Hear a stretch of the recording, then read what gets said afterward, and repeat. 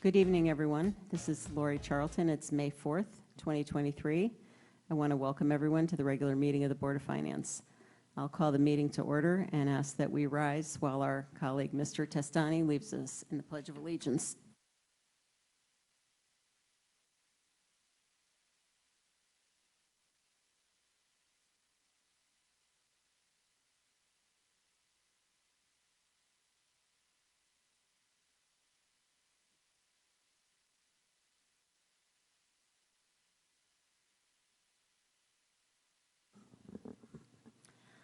To the members of the public who've dialed in or joined us on the WebEx tonight, please know you are muted and will not be heard by board members, and there will be no live public comment until called for during the meeting. If you're joining by WebEx and wish to make a statement relative to any of the voting items on the agenda tonight, please drop your name in the chat box now or at any time before the item is heard, and you will be recognized. We ask that any comments be limited to no more than 3 minutes. Members of the public are always encouraged to send their comments and questions in writing to the board at bof@fairfieldct.org. If you do so, please remember to include your name and address for the record as you would with live comment. Tonight, our agenda includes a number of items of business. We are voting on the tax collector suspense list. We have grants and capital spending and bond authorizations before us for review and approval. We have contingency transfers before us that relate to settlements of collective bargaining agreements, and we will set the mill rate for the fiscal 23-24 based on the town's operating budget that was approved by the RTM this past Monday, May 1st.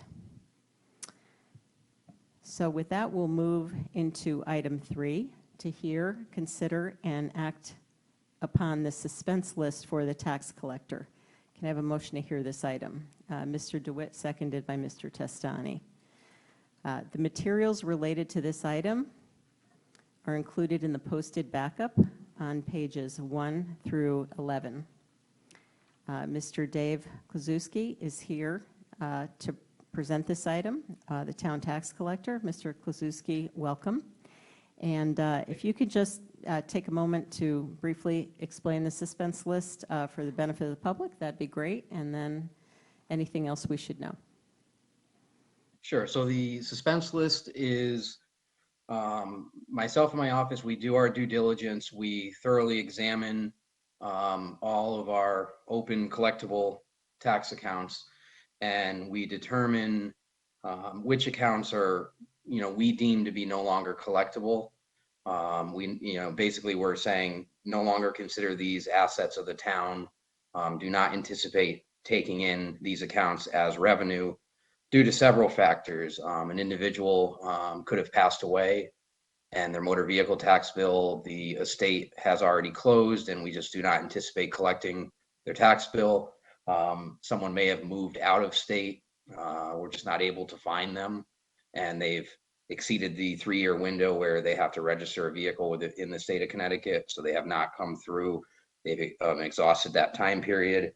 And then business personal property taxes, business has closed, left town, businesses left town, and we were unable to collect it. So it's all of those reasons typically, but statutorily they do remain collectible for a period of 15 years. So even though we're suspending it, we're just saying we do not anticipate collecting it, so remove it as an asset of the town. But if they happen to come back, they move back to Connecticut, they try to register a car within the 15-year time period, even though the account is suspended, they would still be required to pay it in order to be able to register a car again.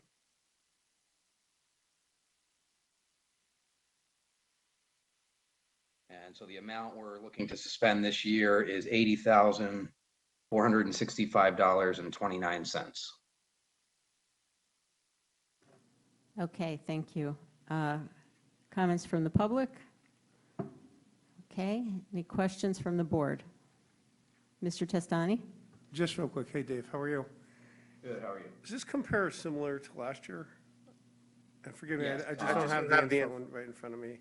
Yep. I don't have it in front of me either, but I believe it was right around 79,000 last year. Yeah. The numbers in my head for some reason. Yeah. I was just curious. Okay, Thank you, appreciate it. Yeah, typically it's gonna, a lot of times when the number, if it's ever gonna fluctuate from year to year, it might be like a large business personal property account that went out of business. But, in my review, I didn't see anything like that. So the number was very similar to last year, the overall number. Okay, very good, thank you.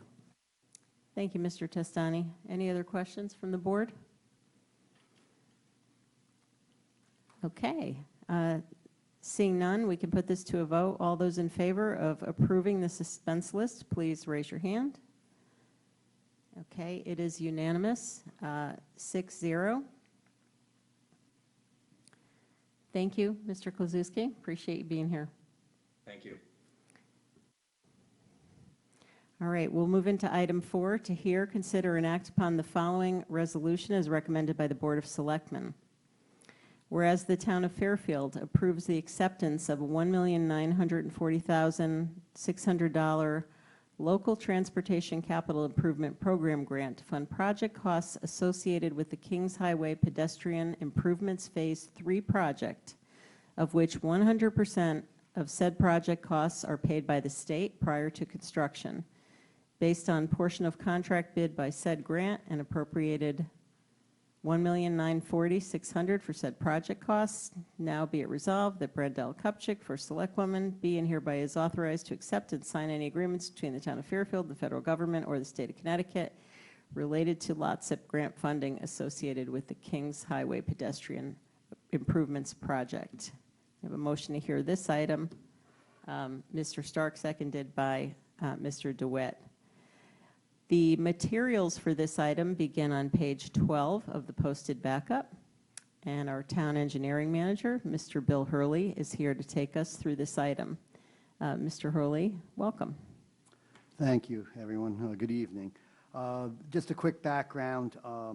This lot SIP project, a commitment to fund, means that the state will allocate the money officially, the $1.94 million, and the background is that the first two sections of the Kings Highway Pedestrian Improvement Projects are complete. Section 1 was near Chambers Street to Fairchild Avenue, and then Fairchild, and then from Fairchild to Villa was Phase 2. So Phase 3 will take us along Kings Highway from Villa to pretty much the Bridgeport line. It also includes a small section of Route 58 there, Tungus Hill cutoff south. For those, it'd be from Villa Avenue past the diner there down to towards Moody Avenue on that street. These improvements are basically going to be new concrete sidewalks, curbs, medians, maybe even a road narrowing or road diet. There'll also be pedestrian phase improvements at the signalized intersection, ADA compliant ramps, and some turf establishment wherever possible. The grant also includes the construction and the inspection and any testing, which again was in about the $2 million range. The public and several town officials have expressed significant interest in the town expanding the project to include this third section. And we, in general, have support for this project. And it'll be similar, as you had mentioned. The town will get the funding up front based on the contract bids with a contingency and incidentals to construction. So if anyone has any specific questions, I'll try to answer them for you. Okay, thank you, Mr. Hurley. Comments from the public? Okay. Questions from the board?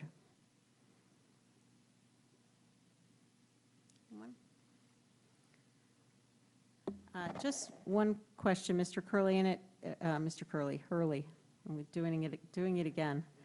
On the construction cost estimate that's related to the project, just noticing the date, revised 12/15/2021.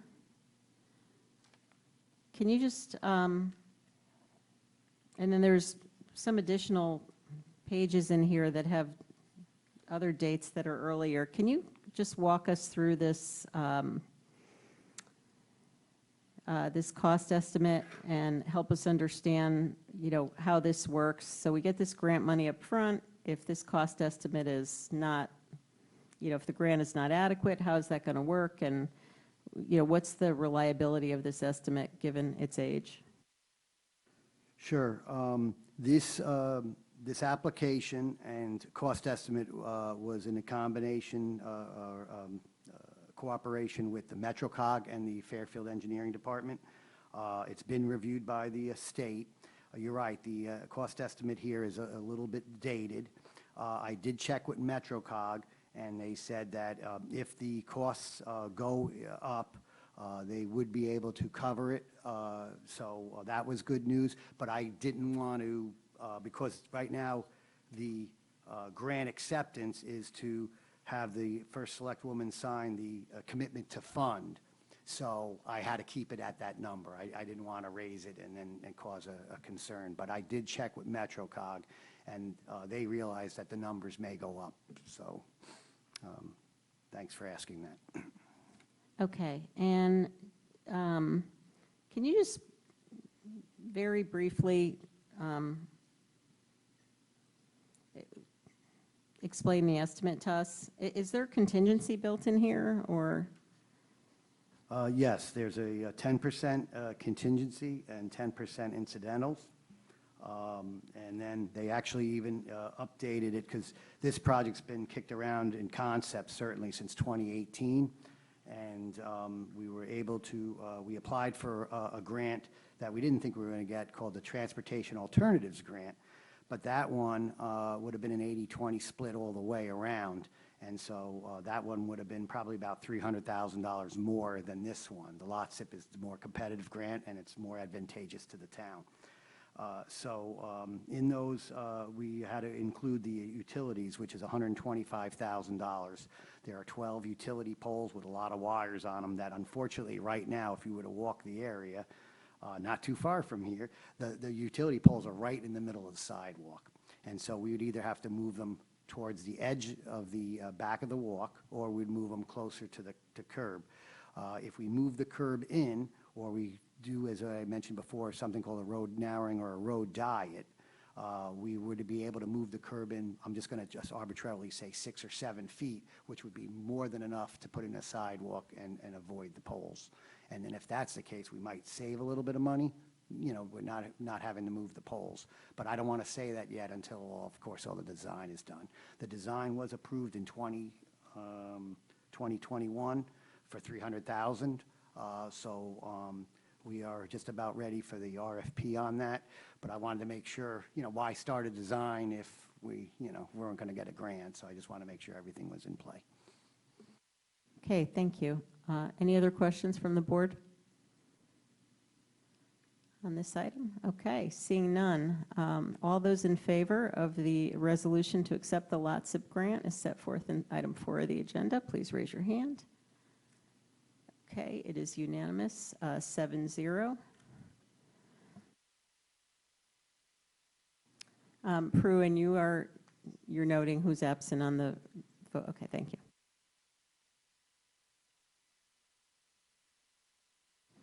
Okay, so with that, we will move on to item 5. To hear, consider, and adopt a bond resolution as recommended by the Board of Selectmen entitled A Resolution Appropriating $7,150,000 for costs associated with the inspection and construction phase of the Turney Creek Riverside Drive Tide Gates project, and authorizing the issuance of bonds in an amount not to exceed $6,750,000 to fund the balance of such appropriation. A motion to hear this item. Mr. Stark, seconded by Mr. Walsh. Okay, the full text of the resolution was provided in advance of the meeting. It begins on page 28 of the posted backup. The additional materials begin on page 32. They start with the 14-point summary. For the board's reference, the capital waterfall is also included in the backup, so the board members can see how this project was reflected in the capital plan. And there are additional reports that I expect management will walk us through. So, Mr. Hurley, I'm assuming this is going to start with you. We also have Mr. Schmidt here to answer any questions that relate to the waterfall. We have, do we have Attorney Safstrom? Yes, welcome, who is with us to answer any questions about the bond resolution. So thank you all. Okay, thank you, Mr. Schmidt. So the total amount is $7,150,000. That's the total appropriation. There's $400,000 because there are really three aspects to this project, and one of them has to do with WPCA, and the WPCA portion of it is valued at $400,000 right now. So that would come from their fund balance, would be cash from their fund balance. That would help to reduce the cost of the amount that we would bond. And so that's why you see a difference in the amount being appropriated and the amount being bonded. And then I'll hand it over to Bill to talk about the details of the project. Thank you. Thanks, Chair. The Turney Creek at Riverside Drive tide gates started having some repair issues a few years ago. It started with a broken self-regulating tide gate. Then last year, a deteriorating retaining wall. And then we've noticed, I actually climbed in the pipes with a member of conservation we noticed disjointed culvert, and that's causing some sinkholes on the sides. At the same time, the East Trunk sewer line replacement was being designed, and the Riverside Bridge report revealed fair to poor ratings. So rather than perform three separate projects, the towns decided to construct all three at once, resulting in cost saving, shorter construction schedule, and more environmental friendly design. The town hired a consultant to provide construction plans, combining them into the one project. Just again, for a little bit of background, the Conservation Department is the one that maintains the self-regulating tie gates and the flap gates in this tidal marsh environment. DPW maintains the road, sidewalks, culvert, and the bridge. And the WPCA maintains the sanitary sewer and the siphon chambers that are located under and adjacent to the bridge. For this particular project, 5 town departments are involved, if those 3, and then if you wanted to include engineering and finance with the administration. We're constantly looking for funding and potential grants, but we've been looking now for 2+ years, and unfortunately, the complexity of this project, we have not been able to find any grants yet, but we'll continue to look, and maybe we get lucky if we can snag one relatively soon. But the condition of the culverts and the tie gate are kind of expediting that we have to get started on this and put it out to bid for the construction of this project. The purpose of the proposal is to replace the aging infrastructure, in some cases 50 to 75 years old, to prevent culvert failure. As I mentioned before, there's settling in the sidewalk area, sinkholes, and then there's major flooding that is potential with the existing structures. As I said, the one tie gate is really out of service. It's broken and is non-functioning, and the other one has limited functions and requires replacement as well. The 2 culverts suffer corrosion. I believe they were part of your packet, some of the photos that were in there. And they are, even the 3 84-inch asphalt-coated corrugated metal pipes which were repaired in the 1990s are nearing their end of service life as well. And as we mentioned before, there's actually twin sanitary sewer siphons that are almost 70 years old, and while in serviceable condition, blockages have occurred occasionally with limited flow capacity. The proposal is really to replace the existing bridge with 5 culverts. That would include 5 tie gates, replace the retaining wall, the timber retaining wall, and provide the additional sanitary sewer siphon. in accordance with the engineering and we already have approved permits for this. We're using a steel reinforced polyethylene pipe to prevent deterioration in the saltwater environment. As I mentioned before, local, state, and federal permits are secure. The design plans are 95% complete with the exception of actual bid documents. So we're hoping that, again, this being that the project is shovel-ready for a quick build, may help, increase chances. And as I said, even the other day, I guess it was last week, we met with MetroCog, trying to, again, emphasize that if there's any grants that we might be aware of, that they are aware of, to let us know, and we'll apply for them as soon as we can. So that's a wrap-up of the project, and I'm here to answer any questions. Okay, thank you, Mr. Hurley. Comments from the public? See none. Questions from the board? Mr. Stark? The east trunk, I can't find the map in my archives over here. That's north of Route 1?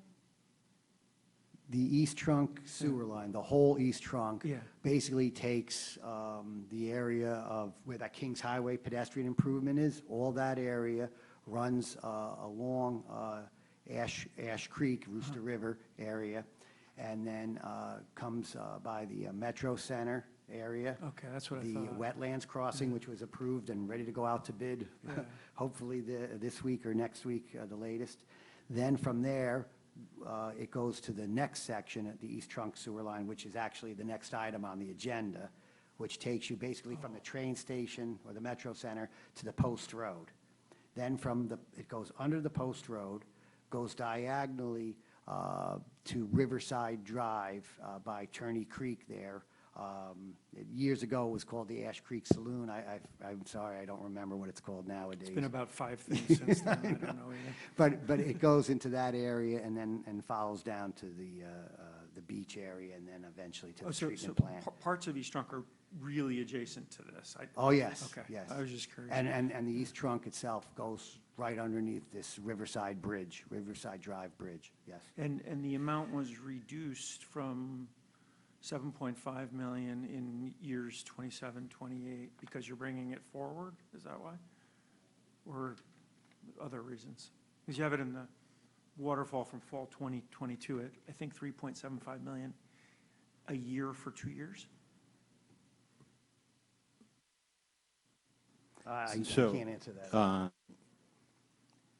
This is, and if you want me to go through it, I can go through what's on the capital plan, but when the capital plan was put out at the end of January to you all, Turney Creek was one of the projects that I singled out that had been scheduled to be done in 27, but for the reasons that Bill pointed out, that this is shovel ready, even though we don't have, unfortunately, haven't been able to get grants for it. We moved this up and moved it up to 24. So this is on the capital plan that you saw back then. You wouldn't see it on there till 27. I did include in the backup both the capital plan that you had from at the end of January and a few changes to it that have occurred since then, including this change, that this is being bumped up to 24. But there was not a reduction in the dollar amount of the project. Could you just point out to us on the waterfall, kind of old and new, where this was and where it is now? Sure. So if you go to page 35 is the old capital plan. And for those of us who have paper, maybe just read the. Okay. So for everyone, if you're looking at a paper copy, so it's 35 on the PDF online. And so on page, so does this say Exhibit 2? So that's where the capital plan starts. Yeah. And again, this is the old capital plan. And if you go to, let me scroll through. Got it. So page 3 of 4 on the printed version. Yeah. Yeah. So fiscal Yeah, there you go. 27. Yeah. Right, starts on page 38 of the PDF, and so that was the old timing of it. And at the time, I told you guys that we wanted to bump, that was one that we wanted to bump up. And so now, fast forward to But page. sorry, this is, am I looking, so the 3,575,000? Right. And that, Got it, Right. okay. Gotcha, okay. right. And then if you fast forward to page 133 is the updated capital plan, which has this in, starting in FY '24. 133 is where the updated capital plan starts.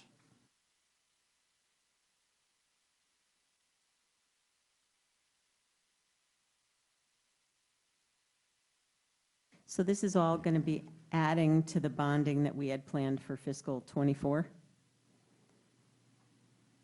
Right, yeah, and as I had alluded to when we did the plan, when we presented the plan in January, yep.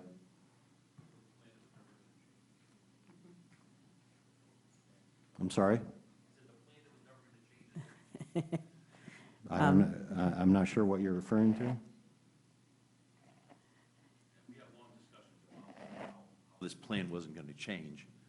And I don't remember ever having this discussion in January about moving $7 million into '24. No, we absolutely did, and when we were talking about the plan, I singled this project out, and I said that this one, we would move forward from 27 to 24.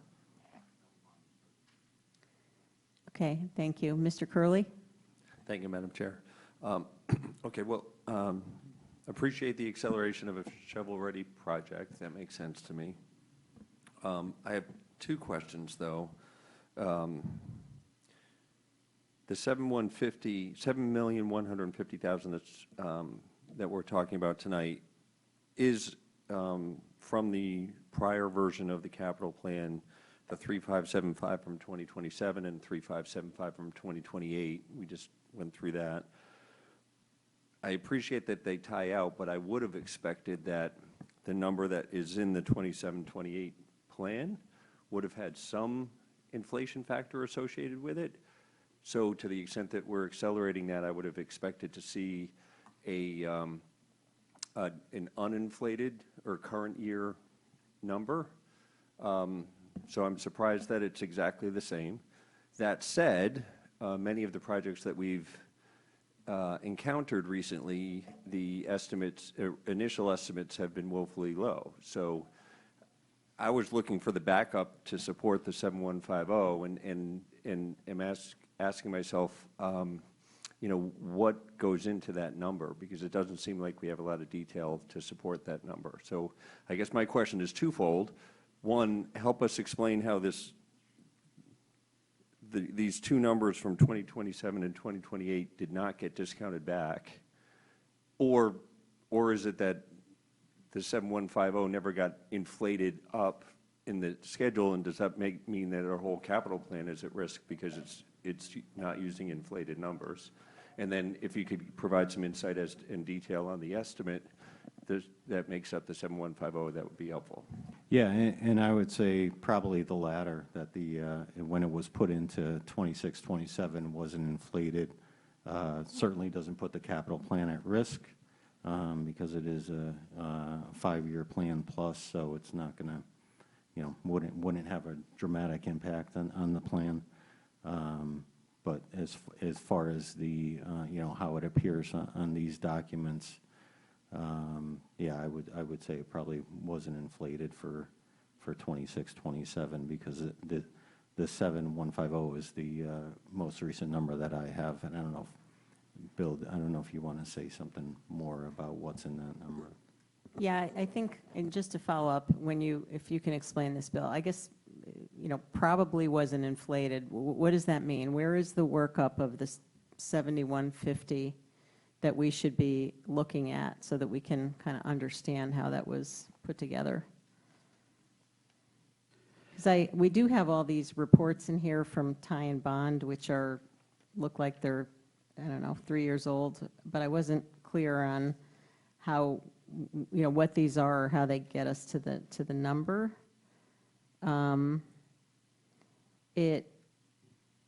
Well, maybe there is here at the end. I don't know, Bill, you want to just take us through it with those questions in mind?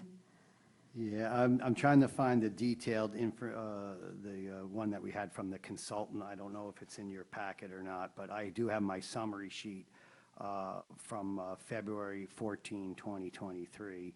And Ty and Bond was the consultant that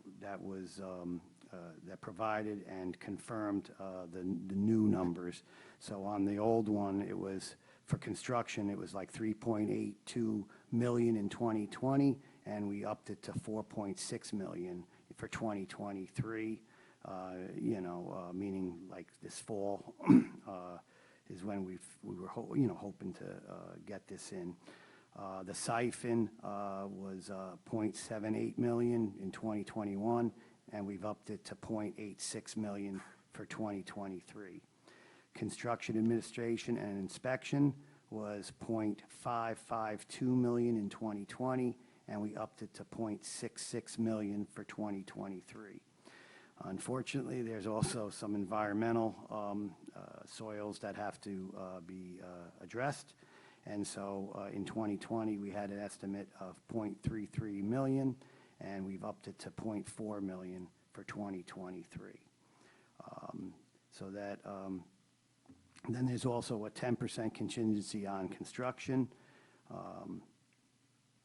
That brings it from the original figure was 5.49 million in 2020, and now it's 6.52 million in 2023. And then an overall 10% contingency on the project amount, which might be one of the reasons why it wasn't adjusted forward. I can't answer that, but that might have been one of the reasons why, which again got us to 7.15. Again, these were the figures that we wanted to use for when we go for grant money, because unfortunately, when you go for grants, there's usually a little bit more paperwork, a little bit more you have to do for construction or the inspection, and so we wanted to add and make sure we had it covered. I hope that answers your question. I mean, I think it answers the question about how we got it. I guess I would just comment that going from 2020 to 2023 looks like a 30% increase. And we used current numbers for a cost escalation 3 years down the road. So, to me, I'm going to express the same concern Mr. Curley had around the other items in the capital plan, because I did believe that we had built cost escalations in there for those amounts, but I guess we didn't. Okay. Do you have Mr. DeWitt? Yeah, just so I want to be clear, I remember we did talk about price escalators being put in. So if this was planned for 2027 and we escalated, I'm making this up 3% for 10 years, Bill, right? Bringing it in would be an advantage, right? If there were really escalators put in. So, I don't know if that's true, Bill. I saw the overview you said, took it from, it was a 2020 number, bumped it up, there's a contingency. But if there was an escalator that kept it at that put it at 27 and 28, again, bringing it forward should be simple math, Yeah. right? So Doesn't look like there's an escalator in the it capital might not plan. be in the detail that we have right now, though. But Yeah, and the only thing I would say is, I wouldn't assume that just because this one doesn't have an escalator, that all of them don't. And, we probably have to go back and look at each one of them, but typically we do build escalators into these.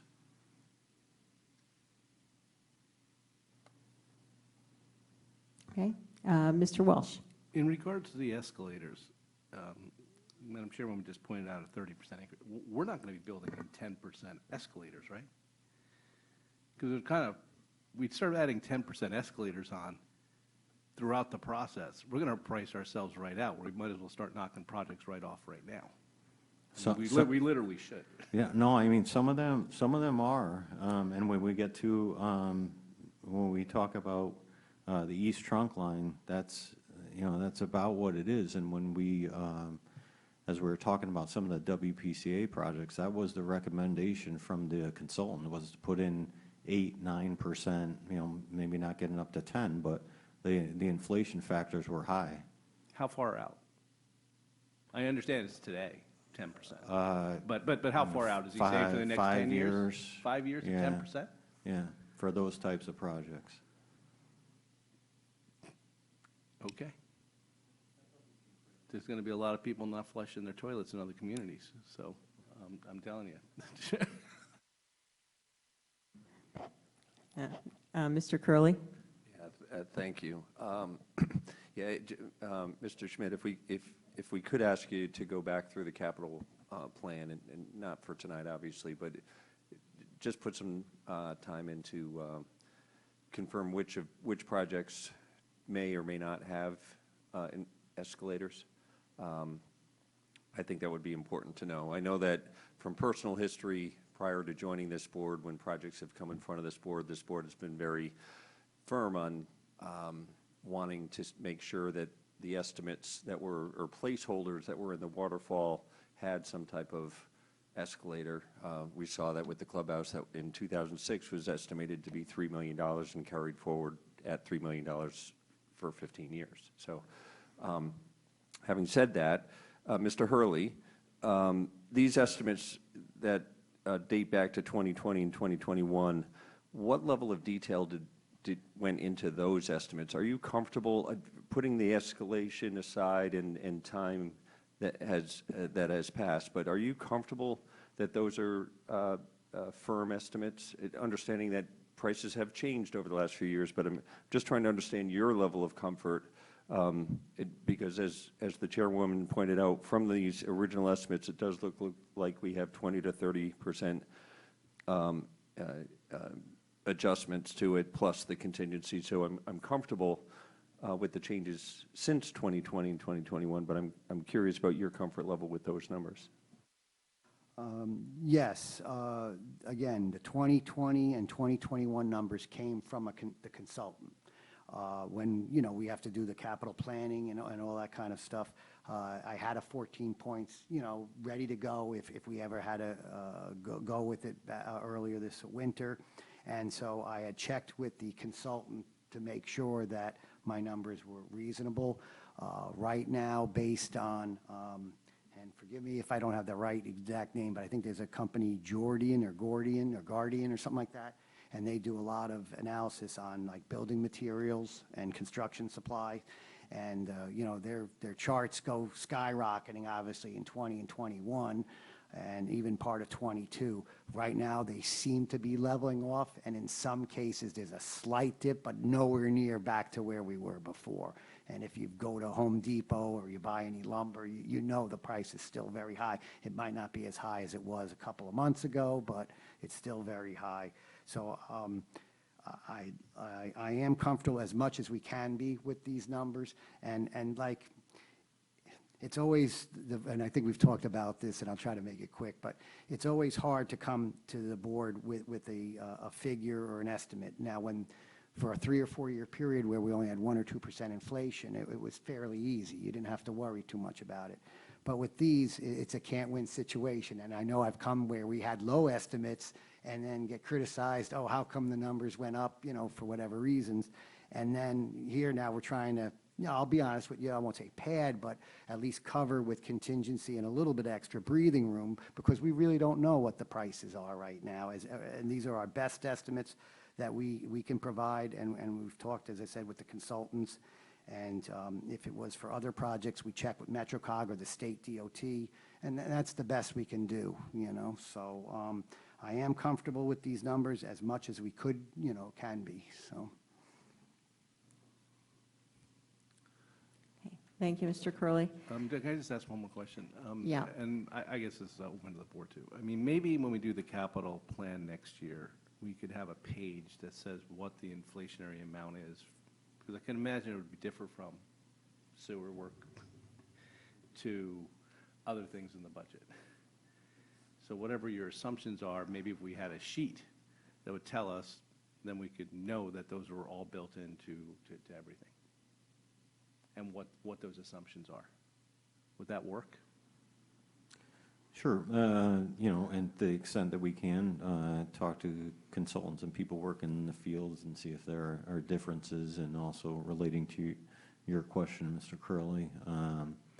You know, when we, if there are stragglers in this plan that maybe didn't get picked up going forward, and have some kind of inflationary adjustment, that'll get corrected during the next capital plan, like it always does every year. And, yeah, I hear your concern, Mr. Walsh, and Yeah, I mean, there might be a way to build it into the spreadsheet where you could just change that number.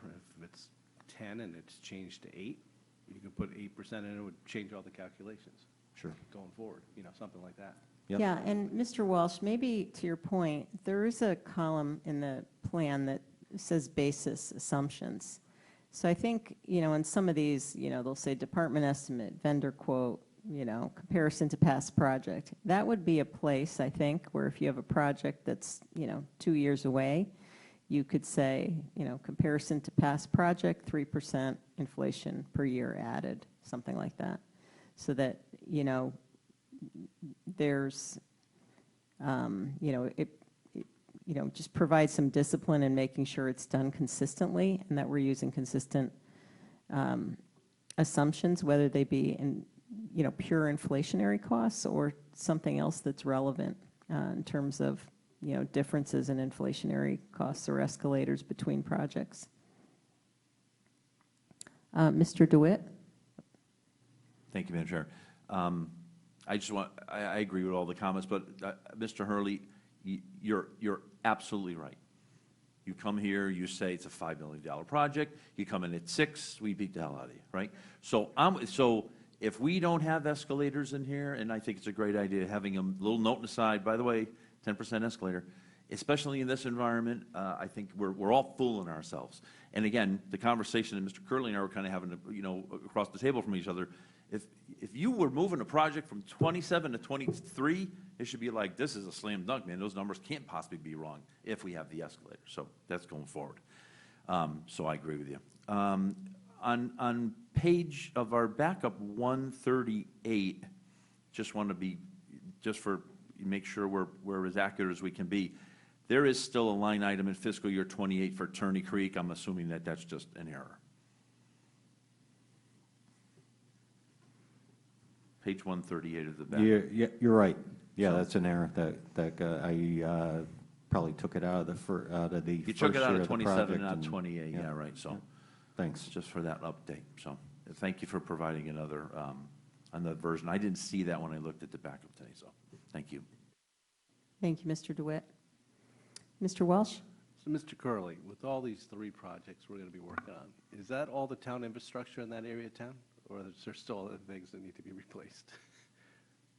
Oh, you're soon. referring to those 3 main projects? Yeah. Yeah, in terms mean- of major projects, yes. Yeah, okay. Nothing else? You don't want to add a monorail through the area or anything like that? Or see if we can get a grant for that? No, well, there could be a little bit of, actually, to be honest with you, one of the, there was something called, is it a reach or raise? I keep on forgetting. There's one of the grants, we actually included sidewalks to go from there up to Bridgeport, you know, and over, so that we could, you know, try to get grant money through that one. But I don't even think the whole state of Connecticut didn't get that grant. You know, they gave it, they were, you know, 50 million or whatever dollars or whatever, but not even one project in Connecticut got that grant. Some of these grants, it's very frustrating because it makes it seem like it's so easy to get, or that the money's there, you know, just apply, and that's not always the case. Some of the state ones are a little bit easier to get. You know, you've heard many times we get the steep grants, and then the lots of grants are very competitive, but if we come with a good application, we have a really good chance of getting them. But the federal grants are a completely different story, so thank you. Okay, thank you. Other questions? Just, you know, comment here. Mr. Hurley, and I appreciate the summary on the back of this page, but these numbers came from, I just want to clarify. So the older numbers came from a consultant report, which we've not been provided in our materials. And, for the record, I think that should be part of the backup. So I would recommend that you provide that when this goes to the RTM. I agree, and if you look at the summary, it even says, based on tie and bond estimates via attached and phone. And so when Yeah. I had scanned Okay. this or whatever, something might have come out. Okay. I'll take the responsibility for that, but I will definitely take your advice, and I agree with you that it should definitely be provided for the RTM. Okay, and that's for the older numbers. So for the 2023 numbers, did Ty and Bond do that update to clarify, or was that done internally? It was in combination, but via a phone call. I had said, here are the older numbers. What would you recommend somebody used an escalation factor that we use? And whatever number they had said, I was in agreement with, and we updated those numbers. I believe it's 30%. I can double check that for you. But- Yeah, I mean, the way I got the 30% was just comparing the 2020 number of 5.491 million to the 7.15. Now, the 7.15 includes additional contingencies, et cetera. So it looks like we went from 5.49 to 6.52, and then on top of that, you added some additional contingency to get to 7.15. So, again, I think it would be helpful, like that additional contingency, is that double contingency? Was there contingency in the original numbers or the updated numbers? That's why it's hard to understand, what we're looking at here without the backup to both of these. So I would suggest for the RTM, if, to the extent they get, and they should get, the tie and bond report that ties out to the older numbers, a bridge so that, you can kind of understand how, what changed. Is that pure inflation, extra contingency? Was there contingency in the first numbers? It's just, yeah, I mean, I would say I understand the importance of the project, but the backup is definitely lacking. So I think similar to what you did for us for the last East Trunk Line, where you sort of provided a bridge between the two cost estimates and what drove the changes, I think that would be important and helpful. And I totally agree. As I said, it should have been in here, and it was not submitted. I can certainly, when I get that information the next day or two, show it to you and go from there. And just from my quick calculations, the construction number, and those numbers are basically between 10 and 20%. If they involve construction materials, I went to the 20%, talking with Ty and Bond. And on some of the lesser numbers where maybe they're not as related to construction material, it went to 10%. So that's how that came, but I can certainly provide you that information. And I Okay. apologize for not having it in there. All right, that'd be helpful. Other questions from the board? Yeah, my quick calculation is that the inflationary amount from 2020, there's one that's 2021 to 23, they're all 20%, including the environmental. All right, thanks. That's, as I said, there was one I thought that was 10%, but the others were 20. That's why I said 10 to 20. Yeah, yeah. But yeah. I mean, the environmental's 19.5, but whatever, it's around 20. Yeah, and then Yeah, I thanks think for you get pointing up it to 30 with that extra contingency that's on the bottom. Yeah, Yeah, the contingency adds to it, yes. yeah. Yeah, and that's why my question was there contingency in the older numbers or not? Because that's a 10% gross up on the entire project. The 6.5 to 7.15. Okay.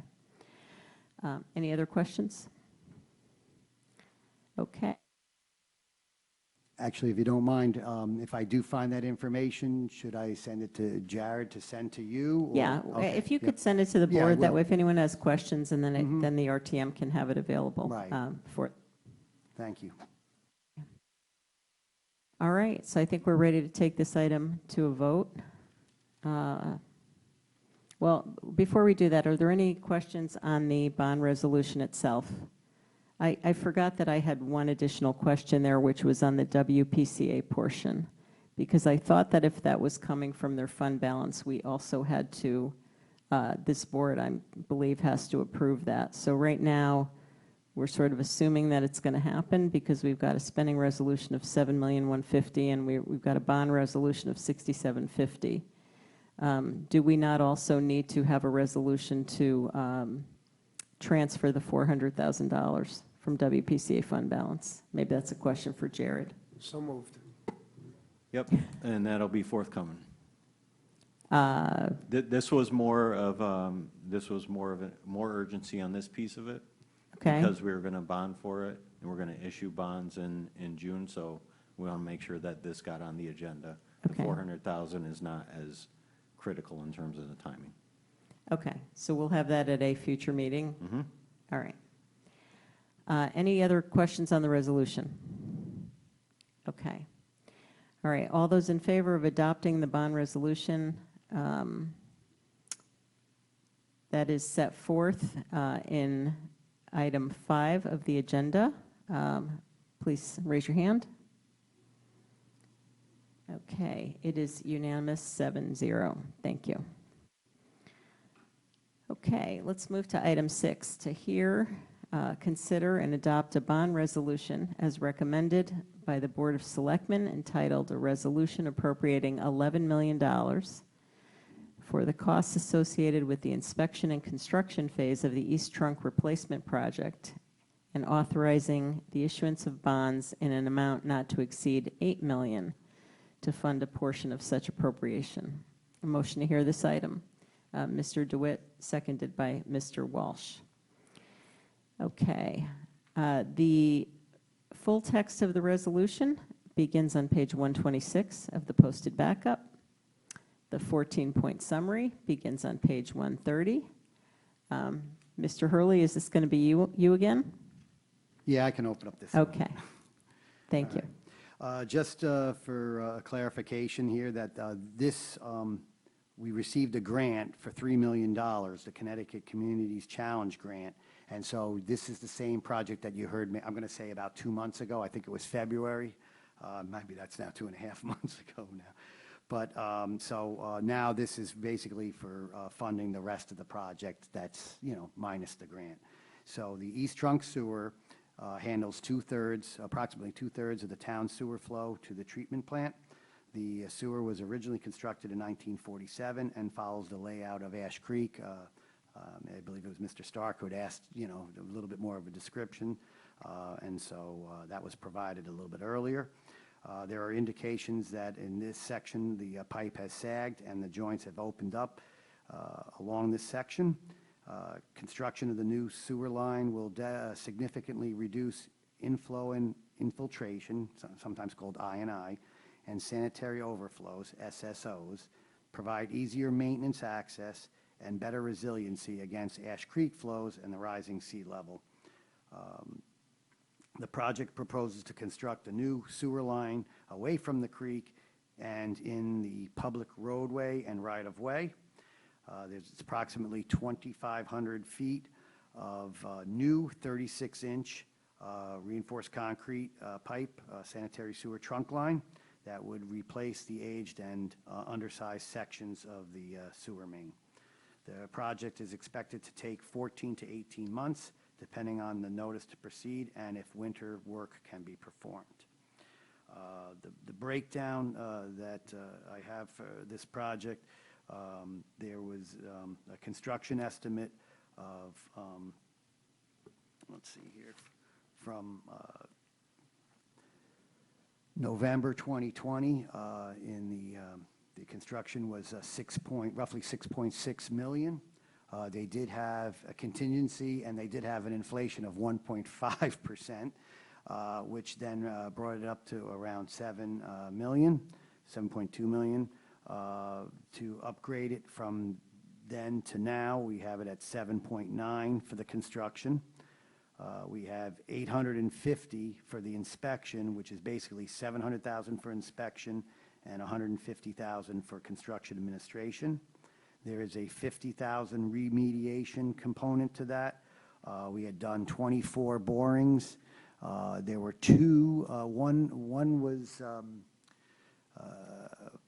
I guess, relatively poor. The other one wasn't too good either, but all the rest were pretty good.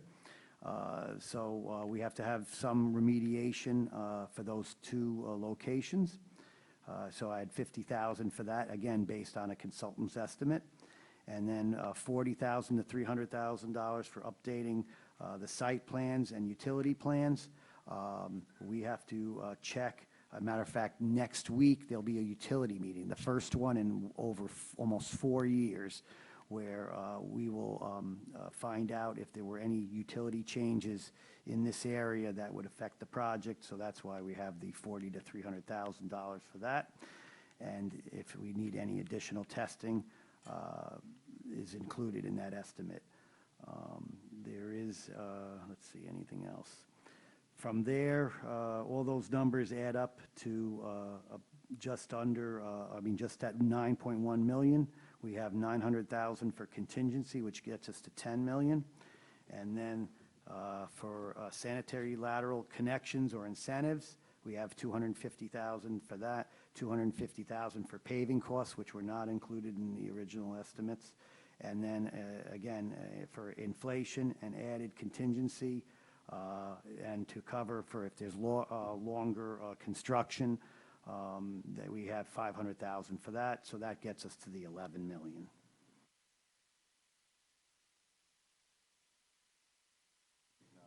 Yeah, we have this page that was provided, but it does not add up to 11 million. I've got 7,276,000 if I'm reading. It's hard to read, but what should we be looking at? So if you go off that page, I would add about, based on my conversation with Bill, about 700,000 for construction administration and inspection, and then the rest of it is going to be inflation. So if I may, the list we have is 7.276 plus 700, so that's, let's call it 8. And 3 million on top of that, it is 11 million then total, right? You're 11 adding million 3 total, yeah. You're adding 3 million of inflation on top of that. 3 Right. million of inflation, but we're approving this now, so. 2020, right. This, So it's almost 3 years of inflation by the gotcha. time we start, so, yeah. And it also include paving costs and sanitary lateral connection incentives.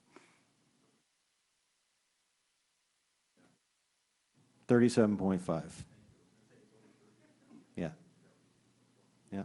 If you subtract the 500,000, as I said, for the sanitary lateral connections and the paving costs, it lowers it back down to about 30%.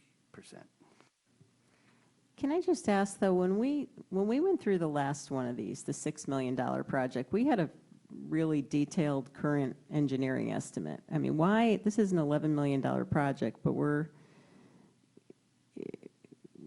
proving it based on this, much older estimate. I mean, given kind of what we went through with the last one and how much it changed and how far off it was, how do we get comfortable with this? I mean, the last time we went from 2 million to 6 million, we spent a couple meetings discussing it.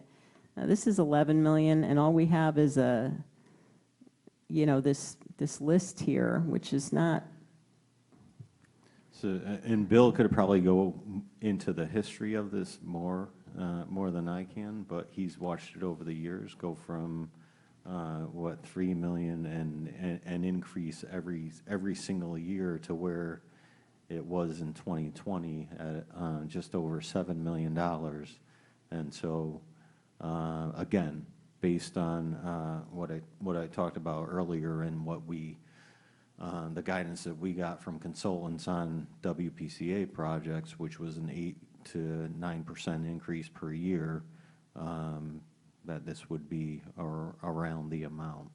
And just to be clear, I'm not even debating the escalation at this point. I'm really focused on the quality of the cost estimate that we have in front of us. I mean, this is an $11 million project.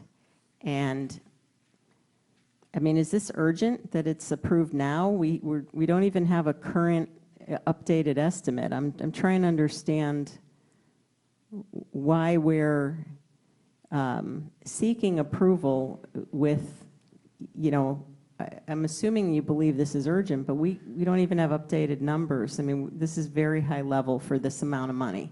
So I guess Very high level. I'm trying to understand what the issue is, because it's a full page, line by line, of what the, you know, what the consultant estimates each element of the project to be. So I think that part of it's pretty detailed. And so we are adding in inflation. So is it the inflation, or is it the? It's the just, detail of the we have a project? barely legible sheet here. There's no report. There's no, you can't even tell this came from a consultant, honestly. It's just, there's no detail, there's no, maybe I'm missing something, but for a project of this size and for much smaller projects, typically we have much more robust backup. This is very, I mean, when are we, what do we need before we go out to bid on this? I mean, how far away are we? It just seems like maybe we're. Again, this one was one where there's going to be a significant amount of bond issuance in the coming year, and because of the scheduling of board meetings, that we, you know, the urgency is to do it this month so that we can get it on and get it approved before we issue bonds in June, which is the scheduled date right now. So that's the urgency of it. You know, if there's more detail that you want, you know, if you can be more specific about what the detail is, we can look into it. I don't know, Bill, if there's a report that went along with this list that we could provide the board with that might help them. Mr. Curley, did you have a follow-up question? Maybe. Yeah, and I can only speak for myself, but I think what I'm struggling with, Mr. Schmidt, is that it looks like there was a fair amount of effort put in 3 years ago to come up with these estimates at the time, and for one reason or another, the project didn't move forward at that point. Fast forward 3 years, now we've got some urgency, and this is, I think I heard it correctly, quasi shovel ready. So the town wants to move forward, which I get, but for me, I think it would have made more sense to say, okay, these numbers are 3 years stale. Let's not just figure out how to take a best guess and a swag at an escalator for 3 years, but let's revisit the estimate and actually go back to what the effort that was done 3 years ago and repeat that effort. You know, maybe that would have taken too long, and if that's the case and you want to move forward on this path, that's fine. But I think the type of detail that I'm thinking about when the chairwoman talks about how it seems like there's a disconnect is, to me, I would have expected if this was an $11 million project, it would be based on work effort and estimates that are current. That's all. I guess what I'm not understanding is that any increase from this estimate that was given to us is inflation. There's no change in the scope or the services or anything like that. The only increase is going to be inflation in, you know, as Bill mentioned, a couple of things that were not in there, which was the project administration and the inspection.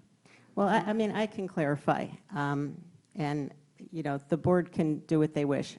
I'm not prepared to support this. To me, this is not adequate backup for an $11 million project. I mean, I know you're saying there's detail here, but I don't even know what this is. I don't know the depth of the analysis that was done by the consultant. There's no report by the consultant. You know, when we had the last project, we went, you know, when we actually got an update and did a deeper dive, we went from $2 million to $6 million. That's what the effort was. Now we've just taken, and as I recall, Mr. Hurley, correct me if I'm wrong, the difference between a 2 million and 6 million where there were significant scope changes to the project based on information that was identified when they actually went in and went further than just a high-level analysis. So, you know, I'm struggling with this. I have no basis to judge whether this is a reliable estimate. There's a sheet here that's barely legible with a bunch of items listed. There's no, and that's it. And then apparently some conversations that took place to take us from 7 to 11. So I appreciate the desire to get it on the bond list, but for me, you know, I personally cannot support this based on what's been provided here. So. You know, and I have to use my glasses too, and, you know, if you want to talk about like bituminous concrete overlay and bituminous concrete driveway and processed stone driveways and, you know, details like that, we can do that.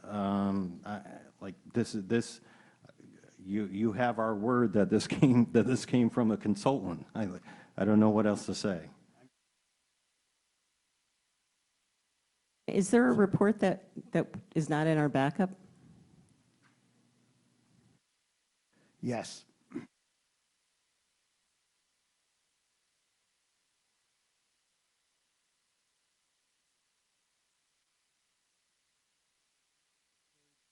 Sorry, it was a third-party review, so it has a lot of other information that's not, they looked at alternatives because of this project.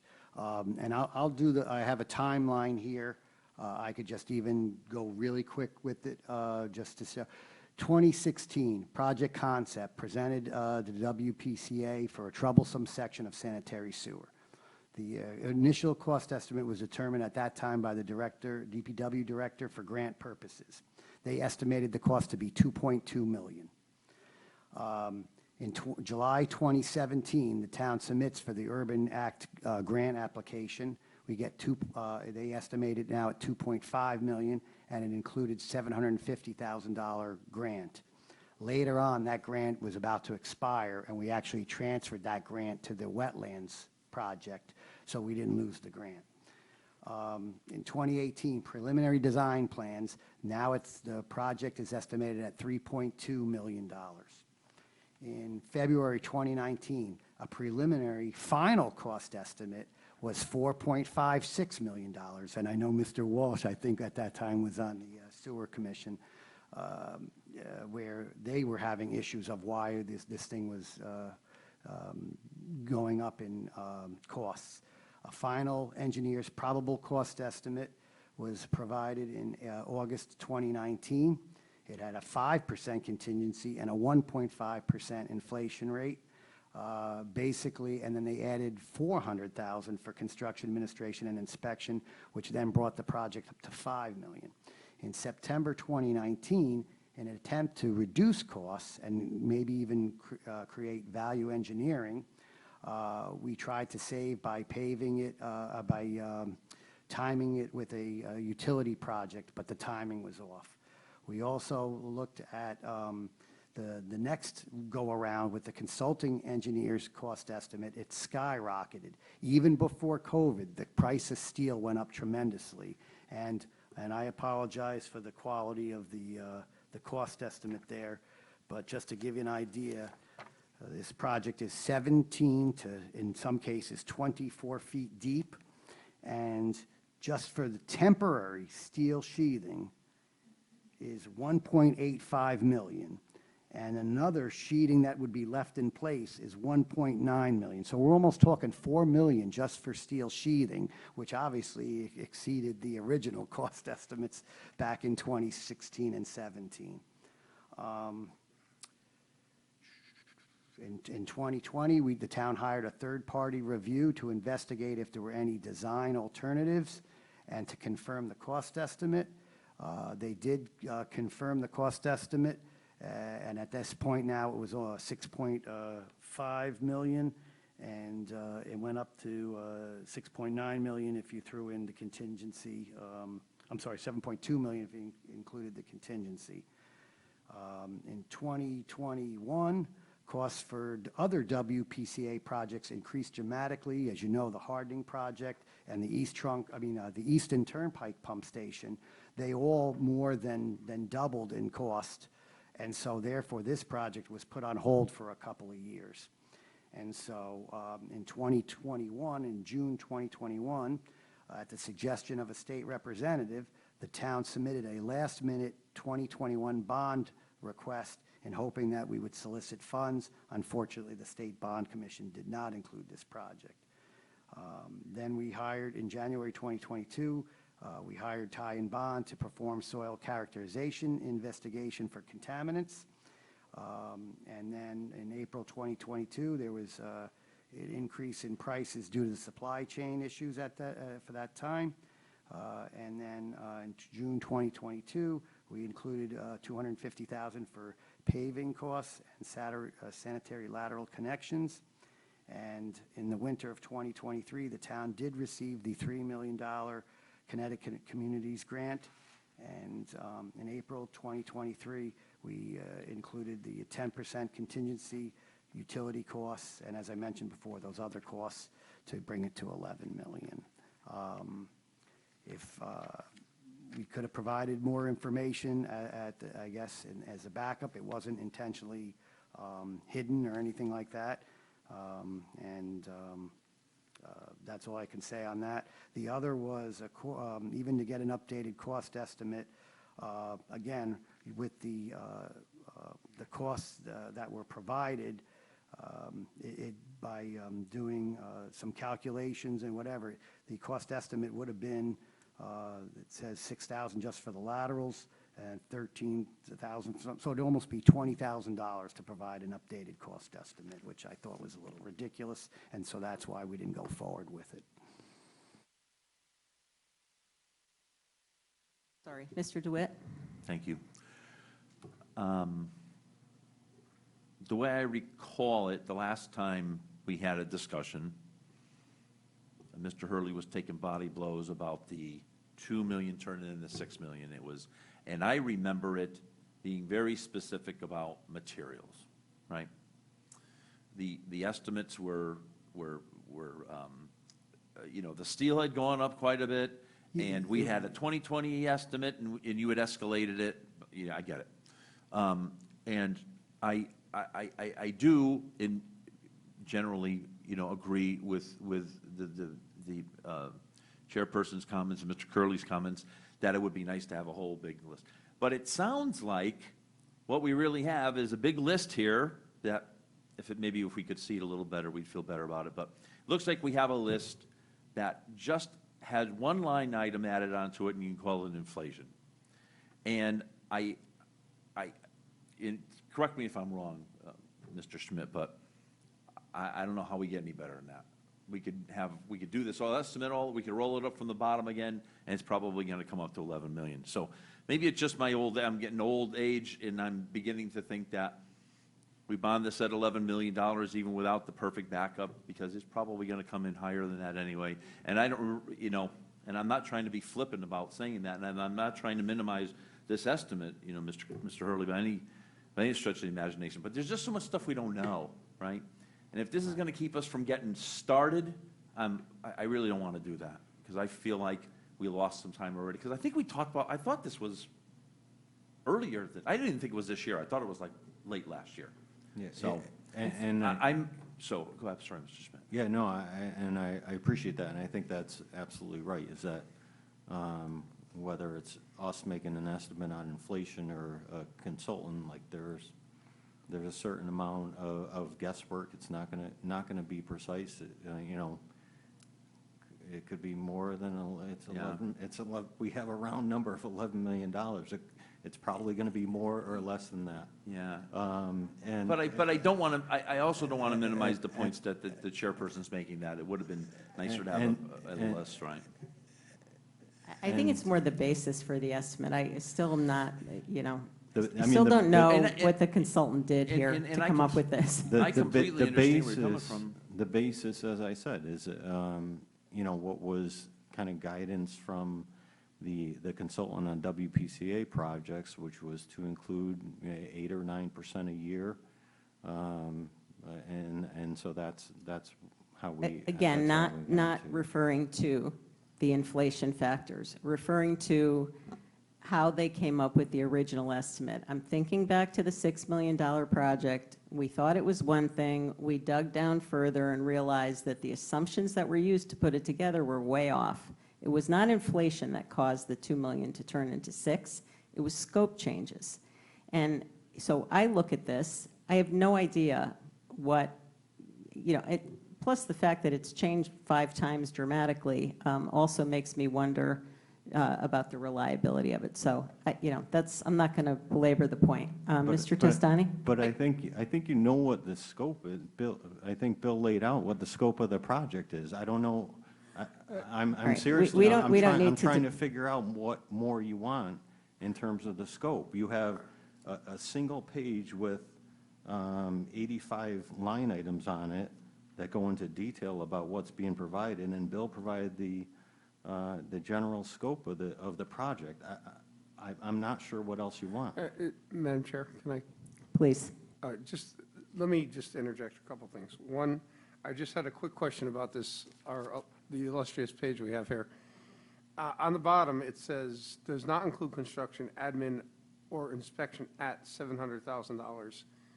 Number one, where did that number come from? Number two, where is it? Is it not in the 11 million? Is it separate from the So 11 million? I think Bill can talk more about that $700,000. That is included in the 11 million figure. Okay, where did that figure come from? Is that something you estimated, something the consultant estimated? The consultant estimated it. Okay, and Bill, first of all, I want to thank you for coming. I mean, I know I saw you on the way up, but I know a lot of time into your job.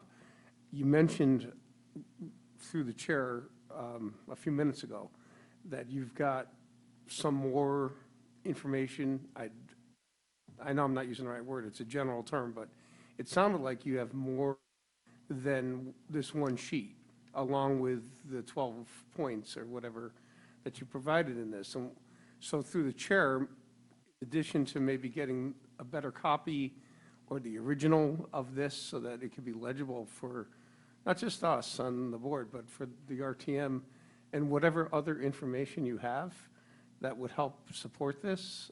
I mean, I myself am in favor of it. I plan to vote for it. I just would like to get the backup information solidified. Thank you. Thank you, Mr. Testani. Mr. Walsh? Bill, let's talk about the scope.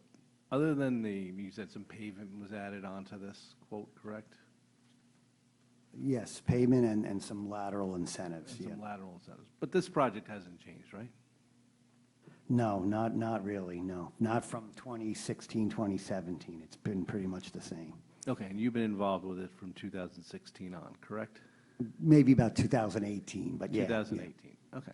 Well, first of all, do you know why this project didn't move forward when it was in the $2 million phase or $3 million phase back in the previous administration? Like, how does that work? You guys wanted this project done, right? Well, believe it or not, the sewer commission had some concerns when the price went, again, what was originally believed to be 2.2 or 2.5 million, when it went to 3.7 million, and then it went to almost 5 million. They were the ones that actually had concerns about it. So they actually even hired a third party to review the design and look for cost-saving measures and to make sure that the cost estimate was at least somewhat reliable, yeah. So the sewer commission themselves had questions on that, and so they hired the third party, and then that brought us up to like the year 20, at the end of year 2020. Yeah, but it turns out the biggest cost savings would have been to do the project in 2016 or 2017. Wouldn't that have been the largest by hundreds of %? The largest savings. Might have been the largest savings in the town's history.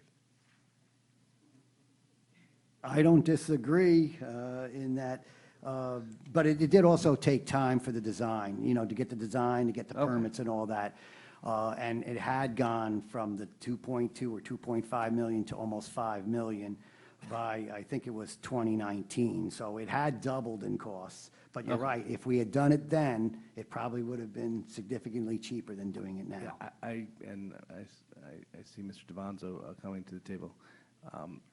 It's just kind of shocking that something that could have been done in 2016 or 2017, despite concerns that could have probably been answered pretty quickly, we're looking at now at $11 million in 2023. Don't you find that odd? Well, as Joe pointed out, in 2014, the sewer plant upgrade was 48 million, and now I think our latest numbers are what, 120? Or even more? Yeah. Yeah, so, Yeah, I just don't understand how we have a concern and it takes 7 or 8 years to kind of come to not having a concern, we just have to spend 600% more, something like that. It just Again, begs the question. So I just don't understand the process. Does the sewer commission themselves hold the project up, solely hold the project up? Does the administration hold the project up? We all know the project, I guess, at this point needed to be done back then. So I'm just kind of trying to figure that out because this continues to happen. Mr. Walsh, the project probably goes even further back. The project should have been done when Metro was built, and that's when the whole And that would have replacement been, of this particular pipe. okay, should and that would have been done. $100,000? It would have been, and probably paid by the state. Yeah. Other than that, probably paid Okay. by the state. Okay. But you've hit the nail on the head. The process with the WPCA and the interaction with the town is a very slow process. This particular project, I mean, some of the increases in cost, particularly was the steel. And the other major increase in cost, the $850,000 on this one, we want an owner's rep running the project because we don't think Bill has the bandwidth to do it. Totally agree. So that owner's rep is included in this project, and it's going to also cover the wetlands replacement. We want one person covering both. The cost is in here, which is an $850 from the original scope.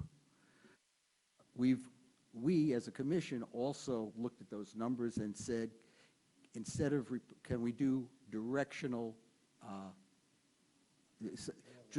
drilling, thank you, trenchless construction, because when the steel came in during the COVID period, this 17 feet down added a couple of $1 million to the estimate, which I think is tempering a little. I think steel has gone down in price since then a bit. But these are some, it's only leveled off. oh, it's leveled off, sorry. But these are some of the issues that we're facing when we start doing projects in 2014, 2016, and they don't come to fruition, or they don't come here until 2023. We've done a better job, and we are doing a better job getting them out of the commission, and you see it on the capital waterfall. Some of the pump stations, all of them are now over the next 5 years. But the plant is still out there more than 5 years away, and that started in 2014. And just to go back to answer your question, in my opinion, only my opinion, but probably the first couple of years, it was, again, going through permits, getting the engineer and getting the plans ready. Then I would say that it was probably a little holdup with the sewer commission. And then later on, it might have been a combination of town or town boards because, you know, as I mentioned before, we had two other major projects, the hardening and the Easton Turnpike pump station, where they had gone up significantly. And maybe before you even got here, I don't know. Okay, yeah. With those cost escalations, we were thinking, well, maybe if the prices settle down next year, maybe we'll be better off. I mean, that's just my opinion. I don't know. You know, that's all I can tell you.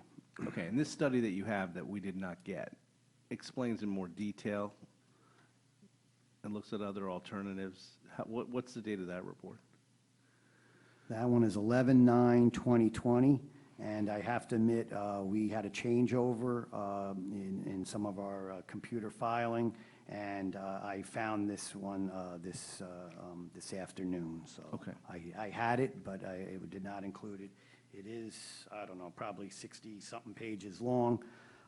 And as I said, it explains, anything from the same route of a trunk line replacement, open cut, as Joe mentioned, the directional drilling, pipe bursting, smaller relief, installing sewer siphons, even more of them, pump station. I mean, they went through the whole, any possible alternative, especially since the price had escalated so much. They wanted confirmation that these prices were legit and that we would looked at all the alternatives, trying to keep it.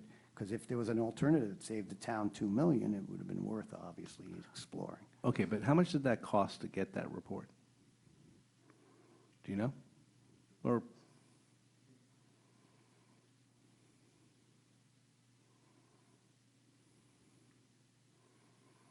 I can definitely get you that information. I don't know. how much offhand. time, how much time and money would you estimate it would take to do another one? I- To update it for 2023, which probably would move the project back? I would think it was 50,000. Yeah, 50,000 is what I would say. And how long does it take to get, like, when you order a report like this? To update? Yeah, probably about 4 months, I would think. Okay. Well, I personally don't want to spend the $50,000 or wait 4 months. Did we use the same company to update these numbers, or a different company than that report? Actually, we used 2 companies. Two separate companies? Well, the original one was Cardinal, who did the. Yeah, I see their name at yep. the top. Yep. And then this, as part of the third-party review, they actually hired another company, Wright Pierce, to, again, confirm their numbers. And their numbers at the time were fairly close, only, I don't know, maybe about, if I had to take let me see, it's 5'8", and then there's 6'2", and 7. With about a year difference, it's like 6'3" versus 7'2". And that's 1 year. And the later one was actually higher than the Cardinal. We were hoping it would be lower, but it was actually higher. Okay. All right, thank you. Mr. Curley? Okay, thank you, Madam Chair. I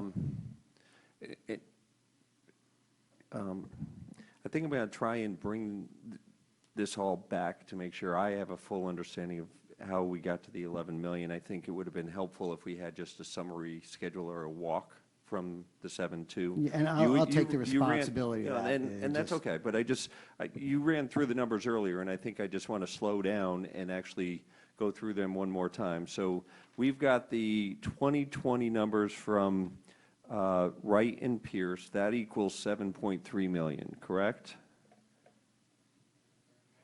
And that, I'm just pulling that off the. Yes, no, you're correct. Yes, you're correct. And then noted on the bottom of that handwritten note says does not include roughly 700,000 for the construction, administration, and inspection. So that's what gets us to the 8 million round numbers. Yeah, 8.2 million. Yeah. I had told Jared that that number was around 700,000, and when I looked at it, and then at the 14 points, it was 850,000. Okay, so 850. So those two things together gets us to 8.2? Right, yeah. Okay, all right, so we're at 8.2. Now, you had mentioned 250,000 for paving, right?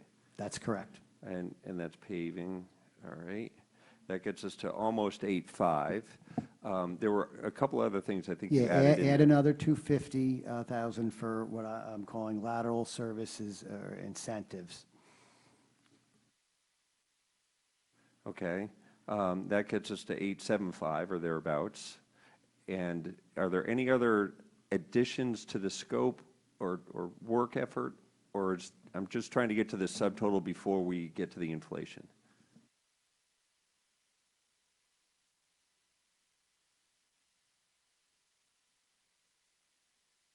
I'm sorry, I'm getting two different. The 850, I think inspection and construction administration is the same thing as owner's rep.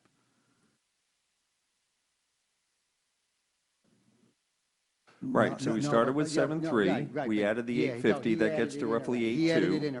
Then we added 250 for paving, then we added 250 for lateral services. Not sure. And are there other additions to the Yeah, scope? yes, there is. And my 14 points I listed, there were a couple more. Let me just find them quickly.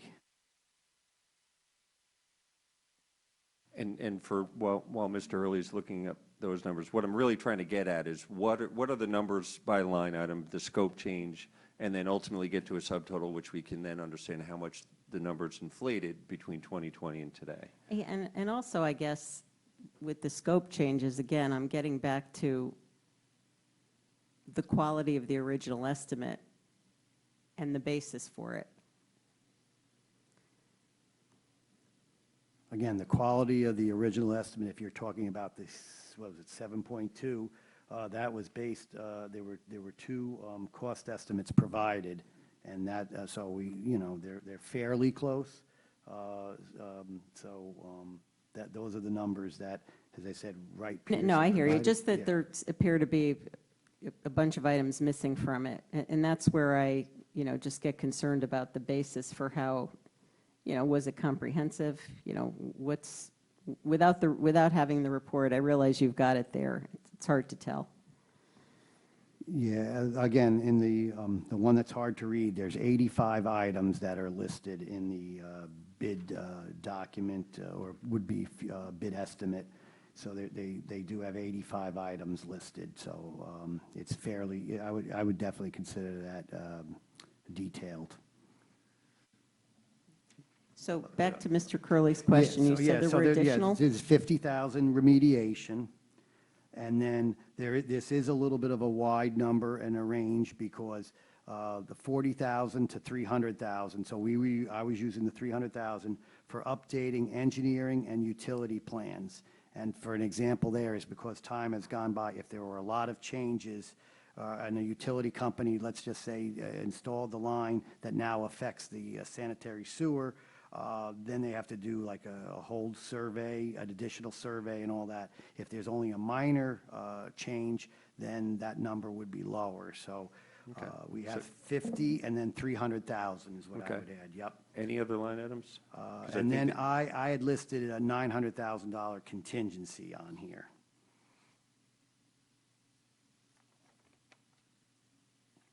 So what number does that take you to?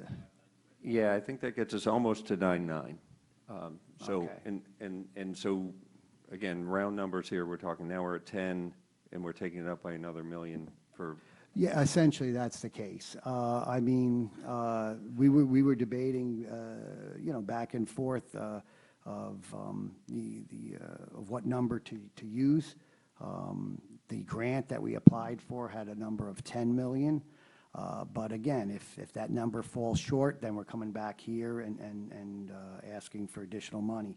If the 11 million is a little high and the bids come in at, I'm just going to make up a number of 8.5 million, well, then the PO is issued with that, with maybe a slight contingency, and then the rest of the money, gets returned. I don't think it, I mean, correct me if I'm wrong, does it get bonded, the whole thing right away, or do you wait after the bids?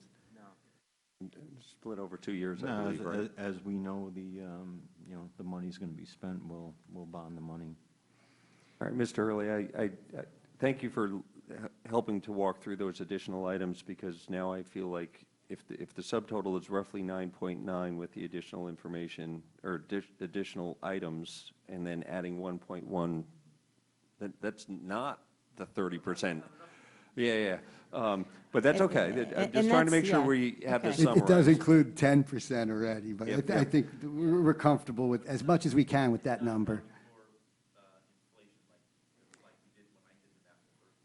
Yeah, it's Exactly. just, I mean, if it's different, I thought, or maybe Mr. Schmidt said this, that the differential was all inflation. It's clearly not. The majority of it is changes to the estimate. And Just then like- there's $1 just like million the last of. time. The inflation definitely is considered, but on the other one, it was obviously the change of scope based on field conditions. And here, it was, I guess you'd call it a slight change of scope, because we've added paving, we added the construction administration and inspection, So those are that's the reason why they go up. All right. Mr. Hurley, now I want you to go back to your timeline, if you don't mind. I want to grab a couple of data points here. The original cost of the original project, granted that the scope has changed slightly or a bit, but I want to understand in 2016, if you could repeat that original estimate, that would be helpful. And I think it was 2.6. Yeah, 2.2 million. 2.2. And then I think they had a number when they went for the grant at 2.5 million. So it was somewhere between those numbers. And just as a midpoint, I think you quoted a number around 2019, 2020. Can you, and I think it was 5 point something.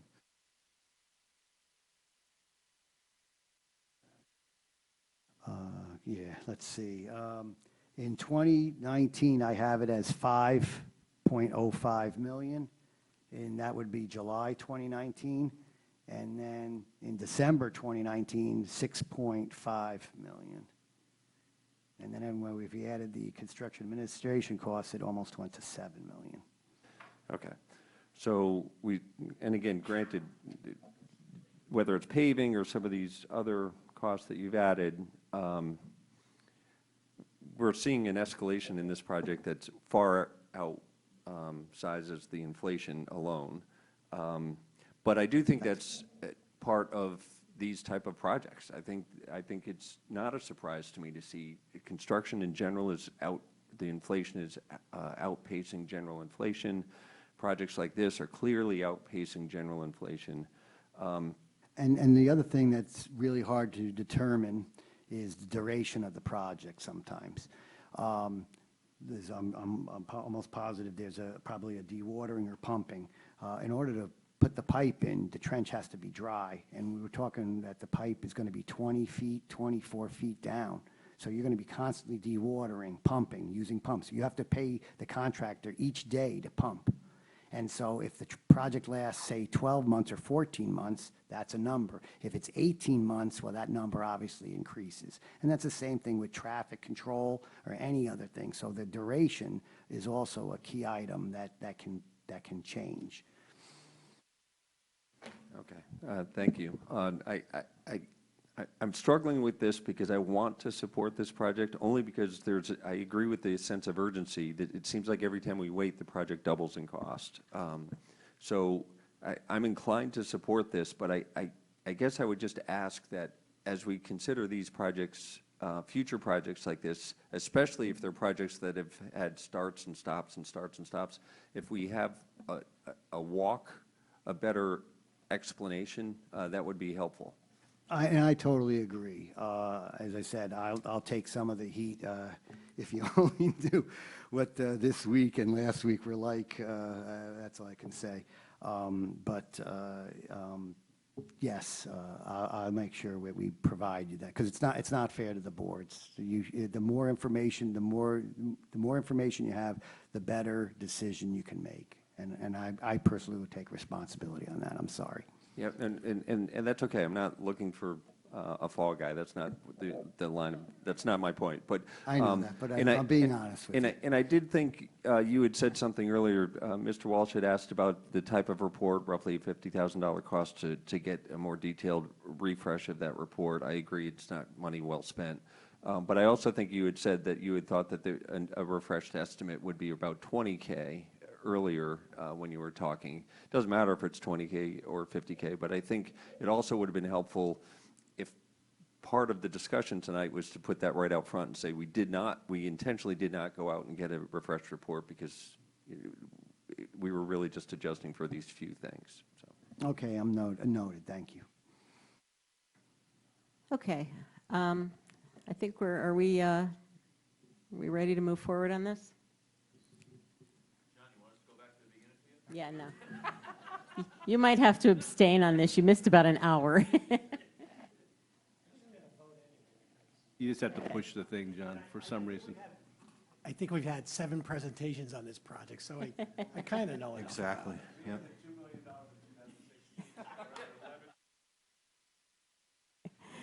All right, so I will, hang on a sec. Okay. I'll go ahead and we'll put this for a vote. Let me just make sure. This is item 6. Item 6. Okay. Yeah, and before we do that, as I said, I'm not going to be supporting this item, not because I don't believe in the project or the urgency. And I'm not trying to beat you up, Bill, honestly.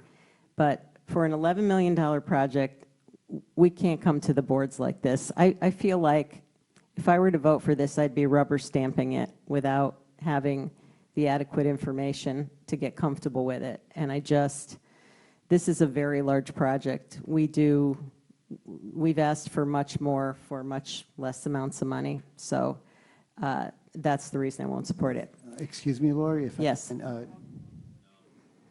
No, I just wanted to say that for the record. We need to do better. And I think, and also, you know, we got this illegible piece of paper at 5 o'clock today or something.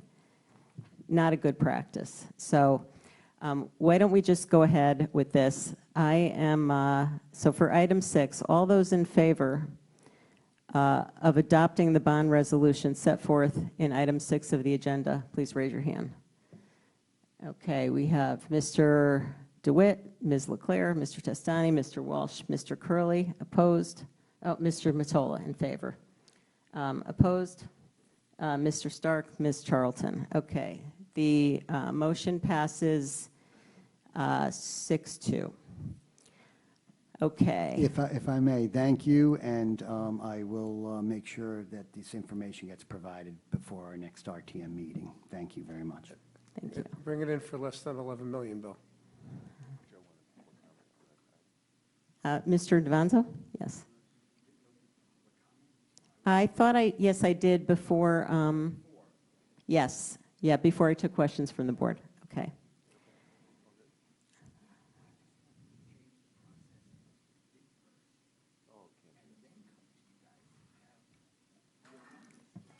Yeah, please go ahead. You're not really the public, so you can comment. Joe Devanzo, Jennings Road. This is on me, personal comment. I'm not sure why we can't go out to bid first and then come to the boards with actual bids from people that are willing to do the work. And Sure. I can tell you why. I can respond to that. Because the contractors want to see that there's commitment from the town to spend the money. And I agree with that. The WPCA is its own entity, not for the town. I'm sorry, I'm speaking as far as the WPCA process. Because we're a separate entity, we can raise our own funds. We can actually, from state statute, we can actually issue bonds. We wouldn't do it. No, you can't. But why, in our case, I'm only talking about our case, to be able to go out to bid, to go to the contractors, we would commit to that. It would be our resolution, and then come to the town boards. That's all I'm suggesting. Okay. Thank you. Either way, Joe, there would Joe. need to be some commitment from the deciding bodies that they're going to fund the project in order for contractors to bid on this. They would want to see that, and the WPCA alone is not enough, because there is certainly debate about whether or not they can bond on their own, and from past opinions from town attorneys, you cannot. Okay. And I think that's what we've heard.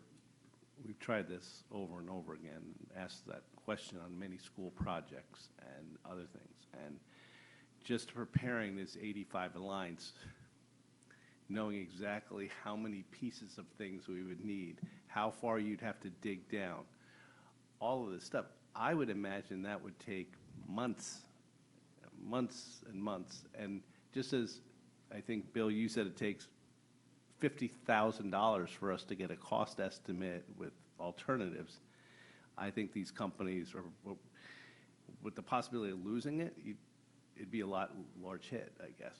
But wouldn't you pay for design first, right, and get a detailed design for that bid as a first, you know? I mean, and guess- then, you know. I guess we Yeah. could do that. but Yeah. you know, I mean, I trust the answer. I've always found it odd, too, because then it is going out to public bid, it is competitive, but everyone knows the amount that's been approved. So it is a little strange, you know? well, there's some communities who do this, and then they don't fund the project. Yeah, And then everybody who bids, like, sitting there like, why did I even do this? When I don't even have the town tied in that they're going to authorize the project. yeah, I guess, Takes a lot of time and energy to bid on something, so they want the commitment that, yeah. Okay. Are we ready to move on to item 7? Okay. Thank you very much. Thank you, Mr. Hurley. All right. Item 7 is a supplemental resolution related to item 6 that provides for the WPCA to bear the debt service on the bonding resolution. So this is a fairly lengthy item in the agenda, and I'll make a motion to waive the reading of this item. Second, Mr. Mottola, all in favor? Okay, it is unanimous. All right. And I'll make a motion to hear this item. Second, Mr. DeWitt, thank you. All right, any comment from the public on this item? Okay, any questions from the board? Mr. DeWitt. So, oops, sorry. So annually, WPCA will fund the debt service, and will they fund it through the town? Right, yeah, the WPCA would fund it, would fund the debt service. Through- And would pay. So if our to the total debt town. service is $20 million, Would and this is effectively 500,000, they would pay the town, and then it Right, would just go effectively through. reimburse the Yep. town Got for it. the Okay. debt service costs. Yep. Perfect, thank you. And so this is just memorializing this and requiring us to create a MOU between us and the WPCA. Okay, thank you, Mr. DeWitt. Any other questions on this item? Okay, so we'll take this to a vote. All in favor of approving the supplemental resolution set forth in item 7 of the agenda, please raise your hand. Mr. Testani, are you voting in favor? Okay. All right, it is unanimous, 8-0. Thank you. Okay, we'll move to item 8, to hear, consider, and adopt a resolution appropriating $355,370 in FEMA reimbursement funds to the Board of Education and authorizing the expenditure of such funds on school security. There is a, well, I'll read it. Whereas the town of Fairfield, Connecticut, received grant funds from FEMA in the amount of $355,370, the grant funds, as reimbursement for money spent by the town's Board of Education in fiscal year 2021 related to the purchase of PPE. And whereas the town desires to appropriate the grant funds to the BOE and authorizes said grant funds to be used for school security purposes, now therefore be it resolved, the town hereby appropriates the grant funds to the BOE and authorizes the grant funds to be used for school security purposes. Okay, motion to hear this item. Mr. Testani, seconded by Mr. DeWitt. The materials related to this item, what's there is on page 149 of the posted backup. And who, let's see, I thought we had Mr. Testani here, but who's going to be, okay? All right. We have the Chair of the Board of Education, Ms. Jen Jacobson, and the CFO of Fairfield Public Schools, Courtney Laborious. Welcome. And I'll start it off just so everybody understands the process and why it's happening the way it is, because there's been a lot of discussion about this. So this was a reimbursement for money that was spent by the Board of Education for PPE during FY21. The grant, the reimbursement actually came to the town, which is why this will go to the Board of Selectmen. Normally, it would have gone to Board of Selectmen first, but we're trying to expedite this. So it was I think the obligation of the Board of Selectmen to vote on this and then come to the Board of Finance and then to the RTM. There were no restrictions on how the money could be spent, so it was important that it go through all the boards to approve what the purpose was for it generally, and Courtney and Jennifer can talk about the more specifics about the purposes. Okay, thank you, Mr. Schmidt. I did just want to note for the board that due to scheduling, this item has not yet been put before the Board of Selectmen. It didn't get on their Monday agenda. It is scheduled to go before them on their May 15th agenda. Any comment from the public before we? Okay, all right, ladies. So we just want to say we're grateful for this being on the agenda. This is taxpayer money being returned to the town of Fairfield, and as Jared mentioned earlier, it is reimbursing us for PPE, sneeze guards, hand sanitizer, and I wanted to thank the efforts of the town auditor, Connie Saxel, working with us to secure this reimbursement, and for my staff, Tracy Ballo. They worked really hard with the federal government to get back this money for the town of Fairfield, and we are asking for if would be considered to be given to the Board of Education for the purpose of security upgrades.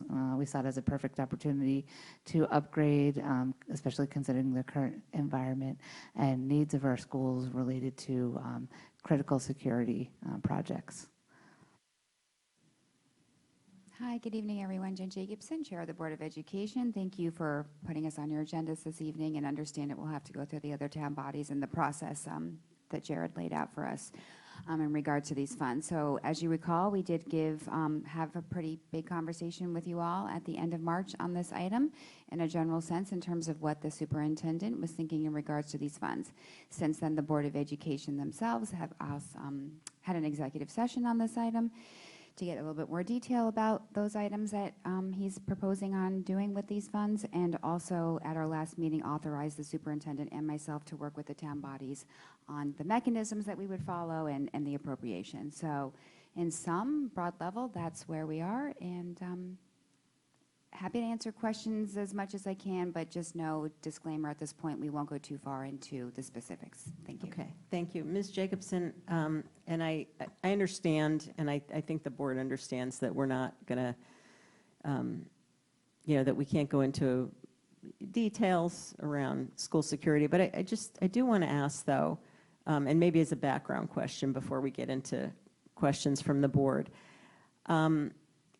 The money, so it's $373,000.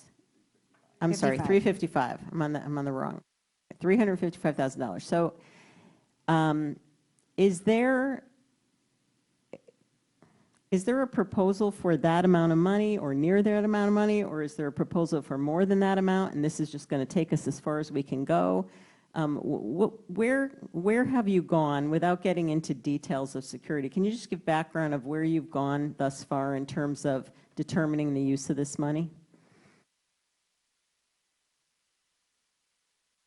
Yeah, I'm sorry. Yes, we do have needs for security infrastructure improvements that are in excess of this, that are part of planning that's ongoing.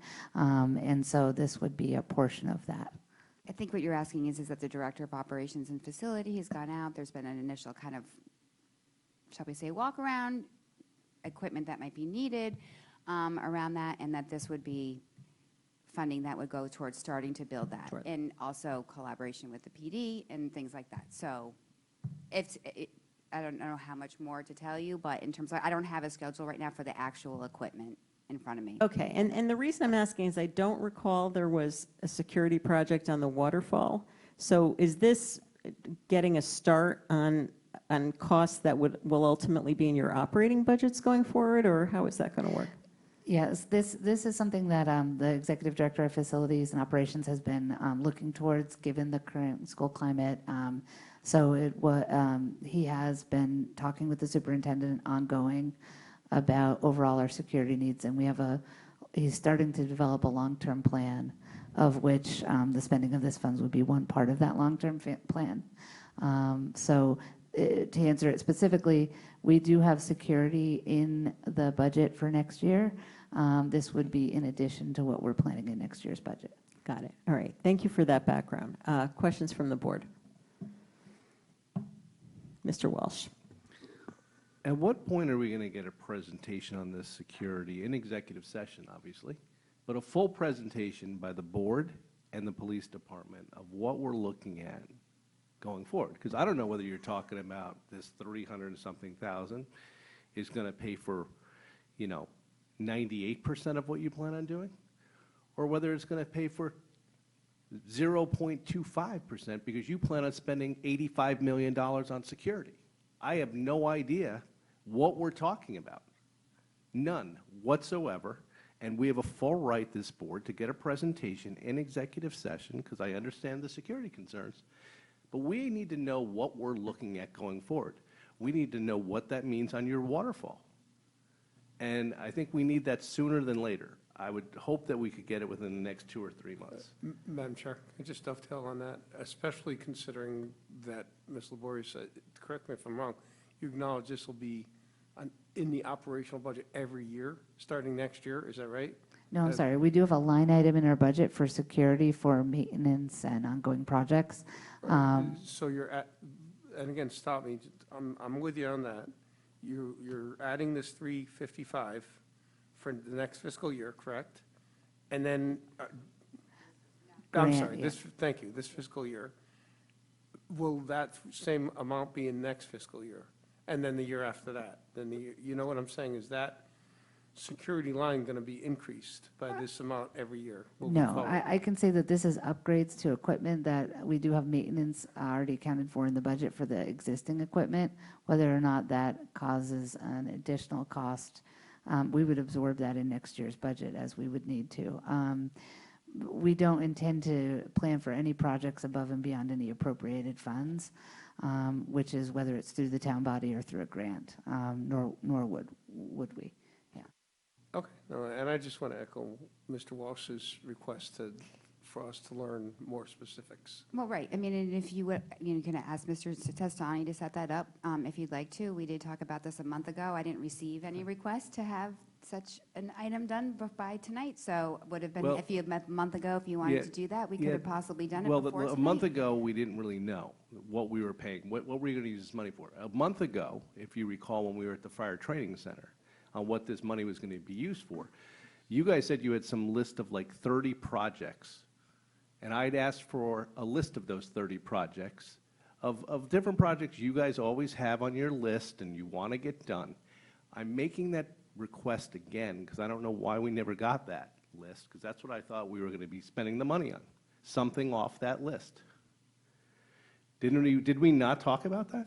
We did. Can I maybe make a suggestion and follow up? I think the concern, and please correct me if I'm wrong, is that this sounds like it could be part of a larger, I don't know if larger, much larger capital need for the schools, an important one related to security, that is currently not on the waterfall. And so I think what the board is asking for is some time to discuss this so that we can understand what that's going to look like. Because right now we've got a waterfall that basically says air conditioning, air conditioning, air conditioning. And it uses up the, there's not room there for any major security projects. There might be room for smaller security projects. So I think the idea is to just, have, when you're ready, to have that conversation so that we can understand the impact and how that's going to, impact the outlook going forward. Is that a fair assessment of the concern? Well, I'd like to see it on the security thing because this is all Right. new. Yeah. So I'd like to see what that is. Secondly, I want to know what these 30 items are because all of a sudden it's not on the radar. These 30 items are not on the radar, are not on the capital plan at all. There's just like this other list of things you would like to do. So can I clarify that, if I may? Sure. let me say it this way. When I say waterfall, because this is the term that I guess has been adopted for a multi-year plan here. And so there's a capital waterfall, which is what you're referring to for the air conditioning projects that the town bodies work through. And then there's a internal like waterfall, operational budget waterfall. That's for less than $1 million.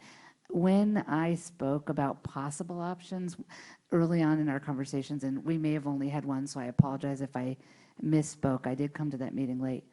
I was talking about our internal waterfall as one possible option for using these funds when it was still part of that conversation we were having about, the taxpayer money and offsetting future projects that we have that have been vetted by the board. In other words, operating budget, capital waterfall. Yeah.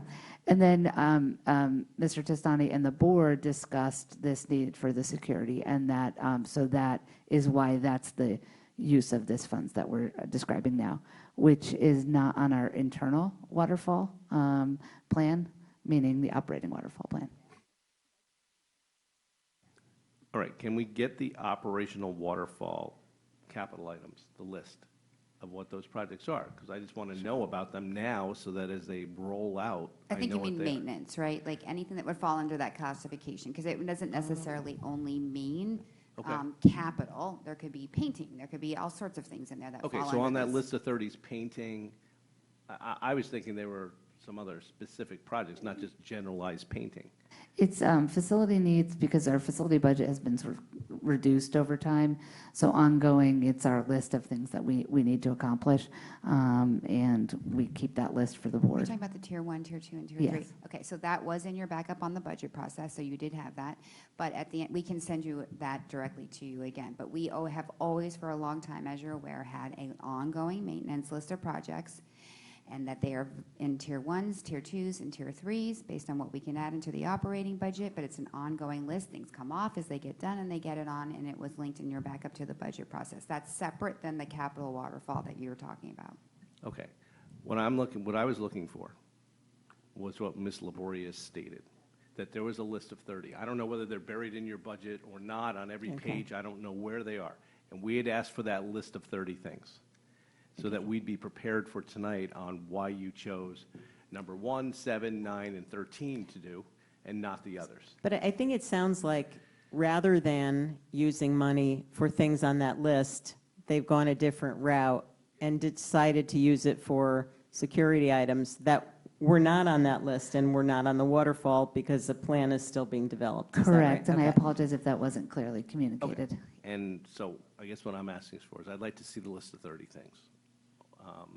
And just so I know about them, even if it's painting room 304 at McKinley, I don't care what it is. I want to see, so Of that course. when you're talking about those items, I know about them. Of or course, have and heard about one of the reasons we maintain that is because things like, so today, a water heater pump, blew up at one of our schools, and that meant that we had to take away from another project that we were going to do. We didn't want to lose sight of that, so that's still on that project list, but it can't be accomplished within our budget this year, for example.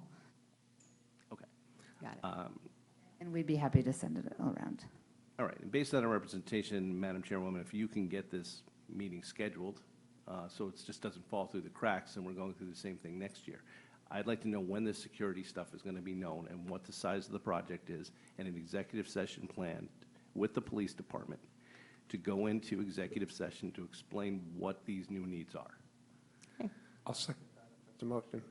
Yeah, I mean, and I don't think we have to vote on that, is that? Yeah, so I, thank you. You don't need though. to take a vote on that. Yeah, okay? so maybe you can let us know, discuss with Mr. Papageorge, Mr. Testani, when you will be ready. I assume that you said your board has had a discussion already. Had an initial discussion. Initial yes. discussion. Okay, so if you have to, when you are ready, over the next 2 months or so, and we could just put a date out there, and that way we can get a meeting on the calendar. Is that fair? Yeah, that's fair. Okay, perfect. I mean, with the summer coming, I know we're going to be challenged, but. Yeah. Well, it sounds Whatever. like it'll be a special meeting anyway, Sure, so we'll sure. figure it out. Okay. Thank you, Mr. Walsh. And then lastly, I Mm-hmm. mean, I think I made my position clear the last time. I'm willing to do this on this, and approve this because it security matters.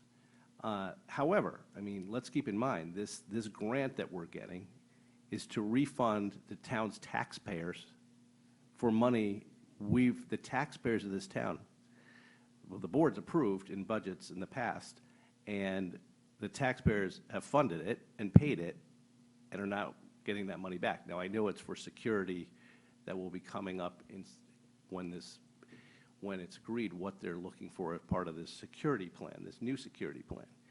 So I feel a little better about that, but in the future, I don't know if I'm going to feel great about it if it's not really for school security. If the taxpayers have paid the money and we get a reimbursement from the federal government of that money, it should be taxpayers' money. Yeah, I think that's fair. Last year we got more pilot money than we thought we were going to get, and we reduced the mill rate as a result of that. So, yeah, there's precedent for this. I think this was a little bit of a unique situation, and, and I appreciate your comments about the climate. We live in a world where we hear about, gun violence in schools on a regular basis, and I think everyone has an interest in making sure that we're doing the right thing here. So, Mr. Curley. Thank you, Madam Chair. I have more of a just procedural question. I know there were a lot of discussions in our last couple of meetings when this came up about what happens if the money comes in this year versus next year, and does it have to be spent this year, and if you don't spend it by the end of the fiscal year, what happens? So I just want to understand timing on when the money is received, when you plan to spend it, and make sure that all the logistics of that are mapped out. So we've received the funds and have the ability to set up a grant account. And so that would just be like a normal grant where the town receives the grant funds and then credits us for that amount, were this to be adopted and approved. So if I heard you correctly, money received, so money in hand, that's good. And we don't have to worry about spending it by a date certain. You can just spend it as needed and draw an account. Correct. Perfect, thank you. Let me just, can I just say something? I'm not sure that's, so what we're doing here with this resolution is we're approving a new appropriation that was not in the operating budget for this current fiscal year, which is why this item is going to all three boards for approval. So we're approving an appropriation this year. So if the money doesn't get spent this year, it can get carried over. We carry over. If it's not spent or encumbered, we could vote to carry it over. But it is, the form of it is an additional spending appropriation for Right, the current year. but it's a grant fund. It's not part of the operating budget. So Well, yeah, there wouldn't be any need to have an additional vote if it's not all spent by the end of the fiscal year. Okay. Mr. Stathram, do you want to expound on that? Well, I would say this is, as you've all focused on, this is a very unique situation because you've got a grant that's coming in that was for money that was spent in the 2021 fiscal year. But I think the theory of this is that you are taking the action tonight to appropriate this money to the board and to authorize them to spend it. And I would agree with Jared, since it's grant funds, I think they can spend it as they see fit. Obviously, you're by giving them the money, you expect that they have the need to spend it currently. Gotcha. And we don't have to formally accept this grant because I guess we didn't.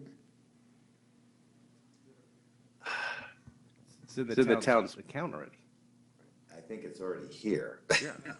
It's in the town's bank account. Yeah, no, I'm only asking because normally when we get a grant, we Yeah. have to accept a grant, which gets us the revenue, and then we have to appropriate it. So anyway, so to Mr. Kerr, We did ask the question, Madam Chairwoman, we did ask the question that the background of, there were any strings attached to the grant, which is one of the reasons you usually approve grants. And there doesn't appear to be any strings attached to this grant because it's a reimbursement. Okay. All right, that's helpful. So anyway, it's an additional appropriation. Timing sounds like it's not an issue, but there was a desire to spend it currently. So, okay. Correct. Mr. Walsh? Through you, Madam Chairwoman, to Attorney Staffstrom. The way this resolution is written, the section that reads, the town desires to appropriate the grant funds to the BOE and authorizes said grant funds to be used for school security purposes, is it required by the BOE to use them only on school security purposes? Or if they change their mind, just like when we appropriate money through the budgets, they can use it for whatever they want? But if the way this is written, are they required to only use them for school security purposes? I think that's, as you know, Mr. Walsh, that's a loaded question under the Connecticut state law of what a Board of Education can do once you appropriate them funds. I think that the assumption would be, again, since these were, the assumption would be that the board would follow the intention of the Board of Education would follow the intention of the other three boards. I think you have raised a good point tonight to suggest that at some point the board should really come and sit before this board, the Board of Finance, and go over the entire expenditures they're making on school security. So to answer your question, you and the Board of Selectmen and presumably the Board of the RTM will do the best you can to suggest to the board how this money is going to be spent. But I think we're all aware of what the state law allows once you make an appropriation to a Board of Education. I guess my follow-up question is, I don't know the law, the state law as well as you do, because it's your living, but if the fact that it goes into a grant fund at the Board of Education, does that change it, that it's only going to be used for this purpose? Well, I don't think it's going into a grant fund at the Board of Education. I think the grant came into the town, okay, to be used for a specific purpose.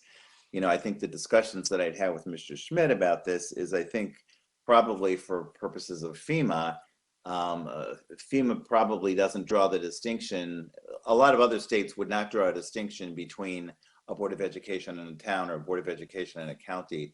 So I have the expectation that when FEMA made the grant to the town at this point to reimburse the town, they thought they were reimbursing the Board of Education, which is one of the reasons we suggested to Mr. Schmidt and the administration that the money probably need to be spent by the board. Well, then why couldn't we keep the money on the town side and have them come to us for reimbursement, and we confirm through our finance department that it was used for security, school security stuff? Why can't we just keep it on the, not do it this way, not do it where it says the town hereby authorizes the grant funds to the BOE? Why don't we just have them, when they spend the funds, come to it, and the Board of Finance authorizes whether the money can be then transferred to the BOE to cover those expenses? I think, you know, maybe there's some middle ground here where they report back to the boards to inform how the money has been spent, so that you get to the same end, that the money has been used for the purpose that that was the town's intention, and that is why we put this in and put it in that language, because that was our intention, because it was the town's money, was to transfer it to the Board of Education to be used for those specific purposes. And maybe that reporting mechanism can happen during this meeting that you suggested, Mr. Walsh. So, you know, maybe what we can do is try and have this meeting before the end of June. Yeah.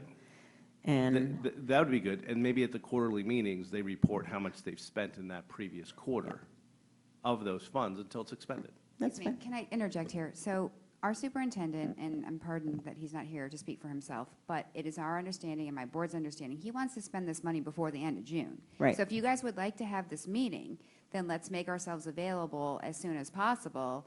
I mean, this isn't going to be, the meeting is not contingent on the expense, unless you're saying the meeting is not No, contingent no, on. no. I think. Okay, you just want to Yeah. move it along, but you yeah, want to have a I meeting. think the meeting is to just get a broader understanding of school security and what the needs may be. And at that time, to the extent this money is being spent or has already been spent on part of those school security needs, that can be reported and everyone can understand that that's where the And money also, went. we'll have to go through the purchasing authority in terms of what, Right. anything that we're So, ordering. so I think let's just, I mean, if we can tentatively try to do this before the fiscal year end, I think that'd be helpful. Can I just add, so we had extensive conversations about the mechanism, so we're not concerned with the mechanism. We trust that the town, if these resolutions are adopted, we can work through how that money's accessed and how we are able to report out on it. And there are precedents for when there's a special appropriation, you vote on what it's for, and we have to follow the intent and purpose, and it would have to come back to a vote if we intended to use it for a different purpose, which we don't intend to do. So I just want to be clear that, you know, if we were to receive this money, it would be in good faith, in partnership with the town, and for the purpose described herein, so. Okay. Chairwoman Jacobson, would you have a problem with reporting on a quarterly basis? When you do your quarterly, when Ms. Laborious comes before us with you and Mr. Testani, just reporting to us, we've spent this much this quarter out of the $334,000 on these items, which are security issues. Part of our quarterly reports you get now is all of the grant funding. So you get the ARP, the ESSER, all of the grant fundings is in your backup in the quarterly report. So this can be an item that can be added to that grant report. That'd be great. Yeah, it would be included as a grant item. If it were to come to the Board of Ed, we would treat it as a grant with all the reporting that comes back to the town and the town bodies in the quarterly, yes. All right. Okay. I'm fine with that. All right, thank you. Are we ready to vote on this item? Yes. Okay. All in favor of approving the resolution to appropriate the grant funds to the BOE and authorizing the grant funds to be used for school security purposes as set forth in item 8 of the agenda, please raise your hand. Okay, thank you. It is unanimous, 8-0. Thank you very much, Thank you. ladies. And Thank you all. putting Thanks this for on the sticking agenda. around. It's okay. Interesting stuff. Always. Good night, everybody. Thanks, Thank Mr. you. Staffstrom. Appreciate it. Okay, so we will now move to item 9, to hear, consider, and act upon a request from the Chief Fiscal Officer to transfer $373,274 from General Fund Contingency 0100-2010-58010. I'm not going to read the rest of the account numbers. To various accounts in fiscal 23 for PETA settled contract, and $27,161 from the WPCA contingency to various WPCA accounts in fiscal 23. Motion to hear this item, Mr. Walsh, seconded by Mr. Testani. The materials related to item 9 are on page 153 of the posted backup. Any comment from the public? Okay, questions from the board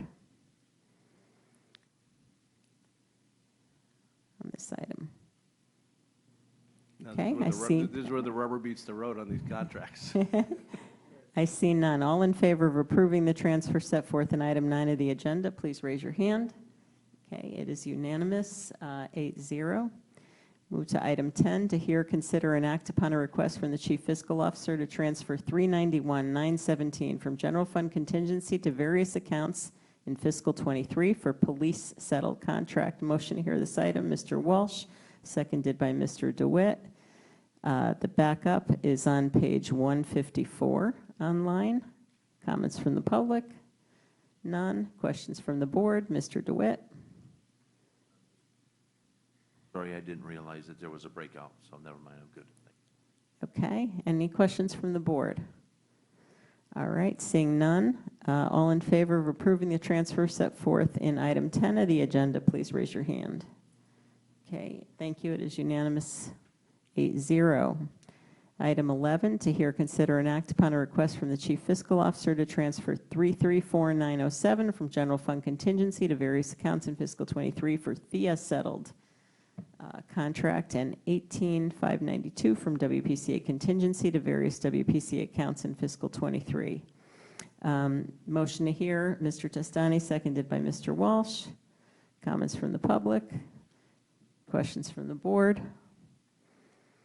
Okay, all in favor of approving the transfer set forth in item 11 of the agenda, please raise your hand.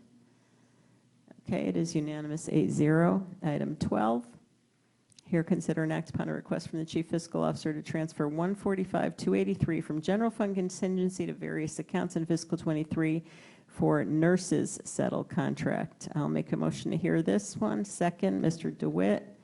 Comments from the public? Questions from the board? Okay, all in favor of approving the transfer set forth in item 12 of the agenda, please raise your hand. Thank you. It is unanimous, 8-0. Item 13, the last of these. To hear, consider, and act upon a request from the Chief Fiscal Officer to transfer $371,519 from general fund contingency to various accounts in fiscal '23 for public works settle contract, and $89,512 from WPCA contingency to various WPCA contracts in fiscal '23. I'll make a motion to hear this, seconded by Mr. Walsh. Materials on page 158. Comments from the public? Okay, questions from the board? Okay, seeing none, all in favor of approving the transfer set forth in item 13 of the agenda, please raise your hand. It is unanimous, 8-0. Okay, I'll take a breath. Item 14, to consider and set the mill rate for the fiscal year beginning July 1, 2023 and ending June 30th, 2024. I'll make a motion to hear this item, seconded by Mr. DeWitt. All right, the materials related to this item begin on page 159 of the posted backup. There are a number of schedules included, which I will ask, Frank, are you going to walk us through some of these? Sure. Okay. Yeah, I can just go over them briefly. Okay, so we have a number of schedules that are included here that show, I think, updates to some of the numbers we saw during the budget, and then various scenarios for collection rates, fund balance, projections, et cetera. So why don't we start with Schedule A, and which is the final BAA net grand list. Can you tell us if there's anything that's changed here from what we had in the budget book? I think the best schedule to look at is Schedule B. Okay. And the only things that changed here is, so the reserve for uncollected taxes, when you all voted on that at the budget meeting, you had an assumed collection rate of 98.90. But when I do the mill rate, I have to round to that 5th decimal place, and that creates a rounding difference that I have to account for. And you just have to make up for it in the reserve for uncollected taxes. So that's why you see the 98.93% in the assumed version here. Obviously, the 6 scenarios would allow you to change it. The only other difference is in relation to the BAA net grand list, which is right now at $11,917,054,908, and that is a $3,342,148 decrease from where it was when you saw the prior version. Okay, and Can we go over that? Is Yeah, that because of explain is that because that's the BAA, what Yeah. we did? Yeah, since- so since we if met? we're looking at Schedule B, Yes, and I'm you looking look at at that, yep. BAA adjustments and others, Mhm. and the original budget, that was 10 million, so you can see the actual, I mean, the number changes, but as of the most available data that we have, it was actually 13,342,148. So instead of 10 million, it was the BAAs came out to 13,342,148. okay, So that's a positive. It's a Negative. Oh, it's a negative? Yeah, yeah. Oh, because, It was reduced by more than 10 million. The grand list Okay, was reduced by more gotcha. than $10 million. gotcha. okay. And that's because of things they settled? Or is it hearings that they personally had? With the board, the BAA had? Because I know they're meeting. Those are strictly from BAA hearings. Yeah, Okay. so not anything before the court process, before it gets to the court process. This is And just BAA, these are the BAA board. hearings that were happening over the last several months and were finalized prior to, after our meeting. Correct, yes. Okay. Okay. All right, and did anything else change here? Everything else is the same, supplemental motor vehicle, et cetera? Supplemental motor vehicles, the same, nothing else changed. Okay. Do we have a report on the BAA, what they did? Like, where did they cut? Was it from residential houses? Was it from motor vehicles? What was it from? So in the I don't know what was cut for sure. But in the budget, on the last page of the budget, there's kind of the analysis or the sheet that goes over residential, commercial, et cetera, et cetera. And I can ask Ross for an update of that sheet, and we could, Yeah, if you you can tell could see Ross, the we'd like changes to, there. I think in the future, every time we do this, because they make changes all the time, like during the same period. Unfortunately, their process is at the same time the town bodies are going through it. And it would be nice to get some summary from Ross, since he's the one working with the BAA, and actually, he makes recommendations to them. How did we get to this number? And where did it come from? And why did this happen? Yeah, so, And with actual spreadsheet. yes, I mean, all I'll say is that the net grand list number that you have there, the 11 billion, I'm sorry, I always say million, 11,917 million, that is from Ross.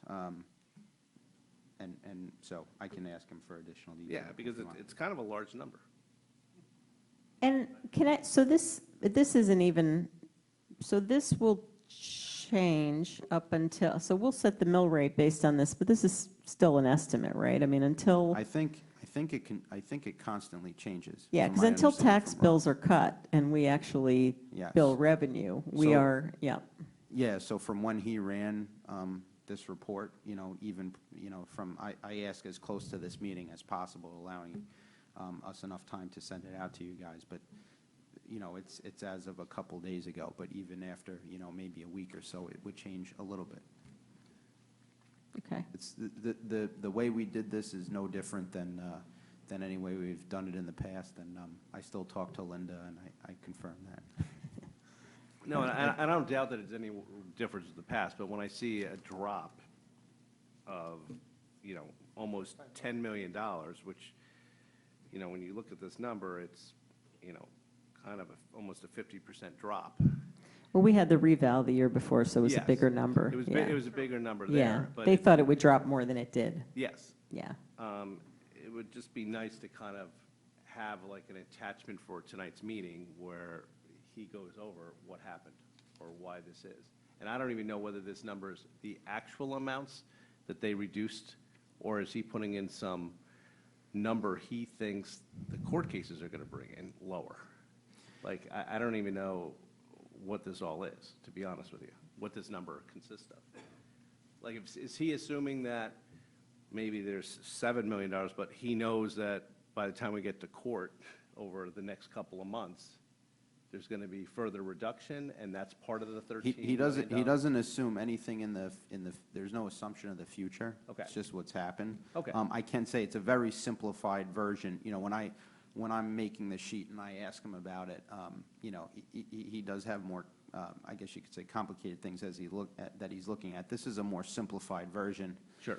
Because obviously, if we showed the more detailed version, I think, people could get lost in the weeds with it a lot. But this is just a more simplified version of what has already happened. It's from the system, so it's not a projection of anything in the future. Okay, so I don't know whether this is all residential, and then is it some commercial? What's the split out? Like, where are we seeing the differences? Yeah, so that's where I understand where you want that Yeah. additional detail. Yeah. So that's where I'll ask. I don't know it, but I can ask him for it. And just during their period, can you challenge the value of your cars? I mean, because obviously used car prices are higher than they've been for many years. So the value of cars, are people challenging that? I don't know.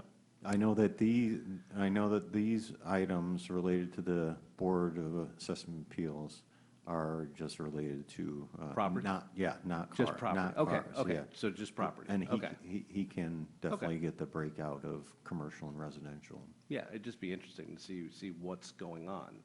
Where are we seeing the drops? Where are we not, you know? Okay, Yep. thanks. Yeah, thank you, Mr. Walsh. Yeah, I guess I was surprised to hear that there's not an estimate in there. I mean, it was the 10 million was an estimate, obviously, right, of what we thought the number was going to be, only because, you know, this would assume then that there would be 0 additional adjustments before the tax bills are finalized. So we don't need to get into it. Just I agree that it's good to get better insight into this, even for the purpose of, you know, understanding how our reval turned out. Okay. All right. So the next schedule, fund balance history. I think when this board budgeted for fund balance, we intended to get to sort of the hold harmless 11.75. So can you just explain why we ticked down a little bit there, Frank, and are at, and what does this actually represent? What is this telling us? So the board voted to put the 1.225 million into the contribution to surplus, and that projected gets you to 11.69%. Now, I was asking the same question when I came up with the 11.69%, or I should say when, you know, Caitlin usually does this sheet, but in the meeting, we did do the calculations, and I know because I went back and watched the meeting, and we wanted to just be in the ballpark of the 11.75, and I know that the number that I stated when the board chose to add the 1.225 million was 11.69%, so it was just a ballpark number that we wanted to get to, and that's why that's there. Yeah, I think the number that we put in, the 1,225,000, was based on an original schedule you gave us that got us to 11.75, but that was before some other adjustments were made to expenditures. Yes, And so yeah. that probably And pushed that's why it. the comment, Okay. yes. Yeah. So, you know, we could get to, it's not a big difference, but getting to 11.75 would mean we'd need a little bit more surplus. Okay, all right. And Schedule D. Plus, I think we talked about that we normally have a surplus, right? Yeah. So Yeah. we're probably going to be. Yeah. Okay, so Schedules D and E, and thank you for providing the additional scenarios, Frank and Jared. So we've got 5 different scenarios here, and when you look at those collection rates, you can compare them to the historical numbers on Schedule E. So when we voted on the budget and we used the, I think, original collection rate that was in the budget book, I think we ended up with that scenario that's outlined in item 4.99% of an increase. And so sort of backing into the collection rate, that would be 98.93, or a mill rate of 27.51 would get us there.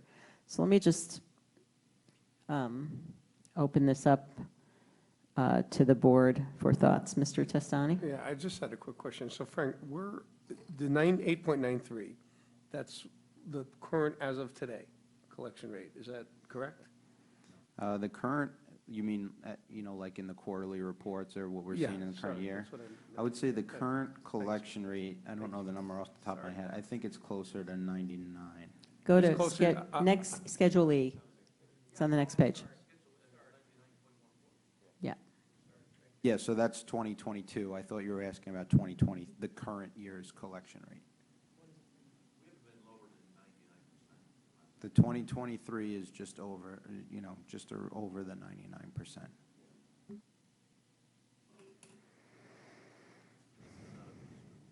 This is not a big stretch to think that we're not going to hit this number. Sure, do we, I mean, it's been 99% or better for the last, including this fiscal year, 3 years, right? And so So what are you, Are you advocating for scenario 6? by No, sa- I'm just, okay. no, Okay. I'm just saying that the number we're talking about at 9893 is not a big stretch to think that we're going to hit that number. Yeah, agree. Yeah. Okay. So, Madam Chair? Mr. Curley? Yeah. Just a couple of observations, because these two pages kind of tie together, the general fund balance. By back of the envelope calculations here, in terms of the general fund balance, if we wanted to get to the 11.75, it's about $231,000, that difference from the 1225. So we need a $231,000 surplus to get to that 11.75. And coincidentally, looking at the next page in terms of the collection rate, a 7 to 8 basis point difference in collection rate assumption is $240,000. So if the recommendation is 98.93 and we actually come in at 99.00, there's our $230,000 that's going to go towards the fund balance. So It's probably pretty likely. That, I don't think you're advocating to move the number to 99%.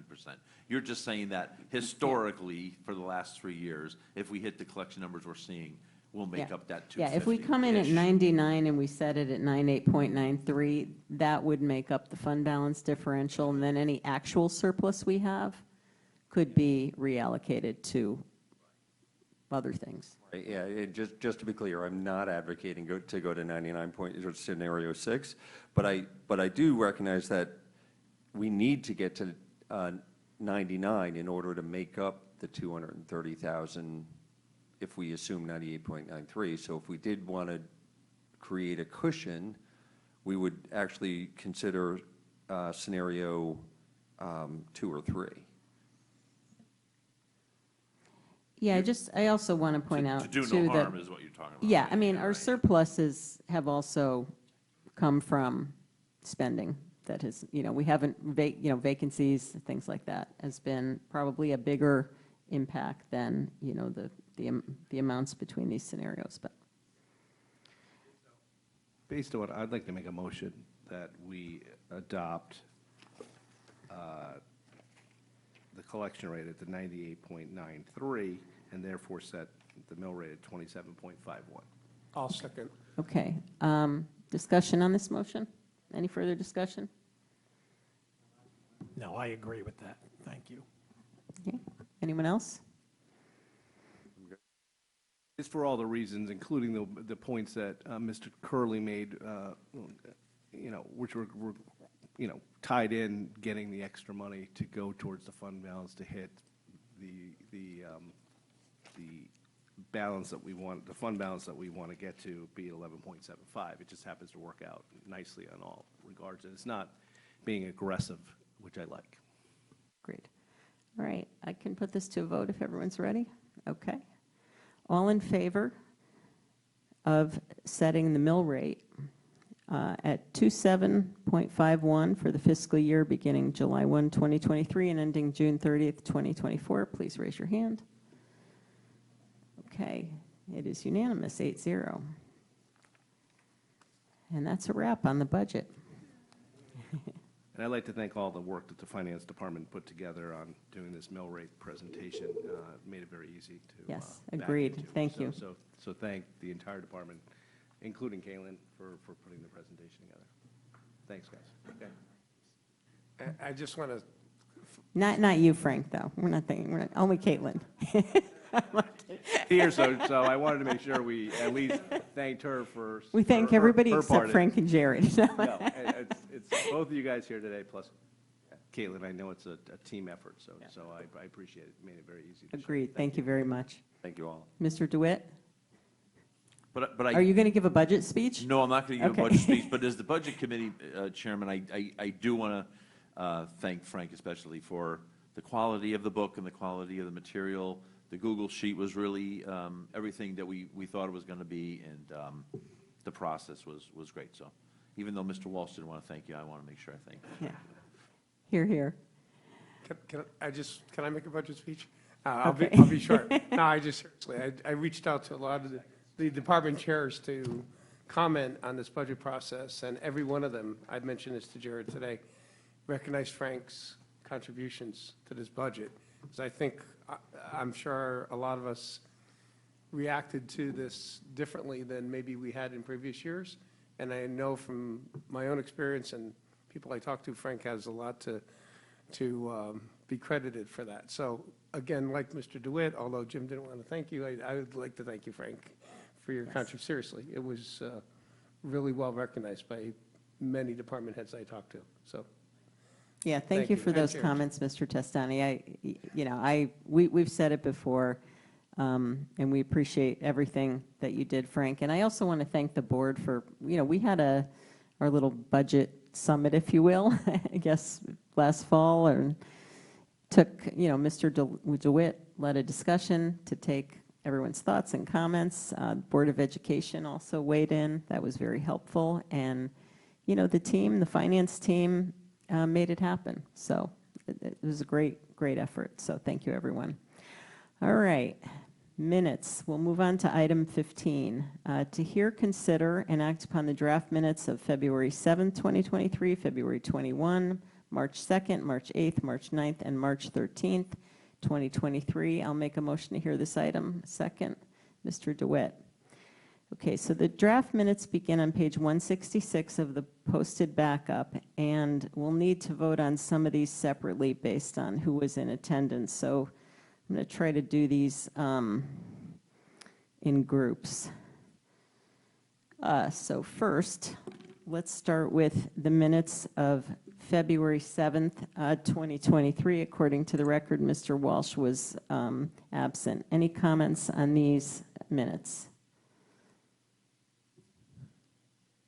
Okay, seeing none, all in favor of approving the draft minutes of February 7th, 2023, please raise your hand. Okay. Opposed? I'm abstaining. Abstain. Okay. Those minutes are approved, 701. Okay, the next three dates, if I have this right, and please double check, I think everyone was present. And these are the minutes of February 21st, March 2nd, and March 13th.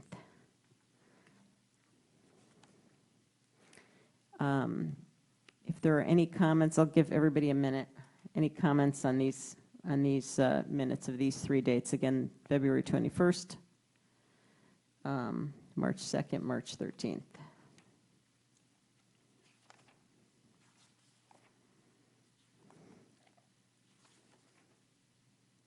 Okay. All right, seeing no comments, all in favor of approving the draft minutes of February 21st, 23, March 2nd, 23, and March 13th, 2023, please raise your hand. Okay, thank you. It is unanimous, 8-0. Okay, and then the minutes from March 8th and March 9th, I show Mr. DeWitt absent. Any comments on these minutes? Okay, all in favor of approving the draft minutes of March 8th and 9th, 2023, please raise your hand.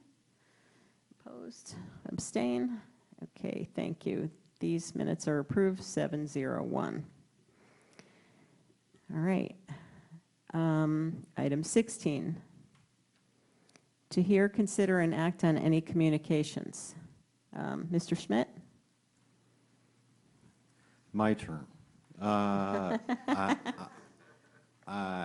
actually don't have, I have so many words that I would want to say to thank Frank for everything he's done.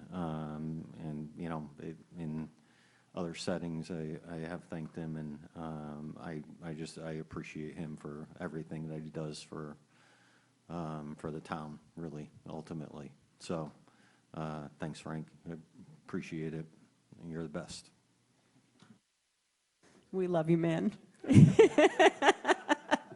All right, only kidding. Should we think Prue while we're at it? Let's think Prue. Actually, Mr. DeWitt, do you want to give 30 seconds on purchasing policy before, I know everyone's waiting, dying to hear the update on this. Sure. Purchasing policy has been officially delivered to the Purchasing Policy Committee, and Ms. Charlton and I are actively reviewing it and intend to bring it forward to this body for a June vote. God willing. Hallelujah. Hallelujah. All right. Okay, if there's nothing else, I'll Well, take a motion. I would just like to thank Prue, I mean, for the last month. I mean, she's been at all of these meetings at different locations. And by the vote on the minutes tonight, where there were no changes at all, I think is yeoman's work. So Prue, thanks for all the hard work through the budget season. I'm sure you were questioning why you were doing this job during this period of time, just like we do. We question ourselves for being here. But thanks for all the hard work. All right, thank you, Mr. Walsh. Okay, I'll take a motion to adjourn. Mr. Walsh, seconded by Mr. DeWitt. All in favor? All right, thank you. Good night, everyone.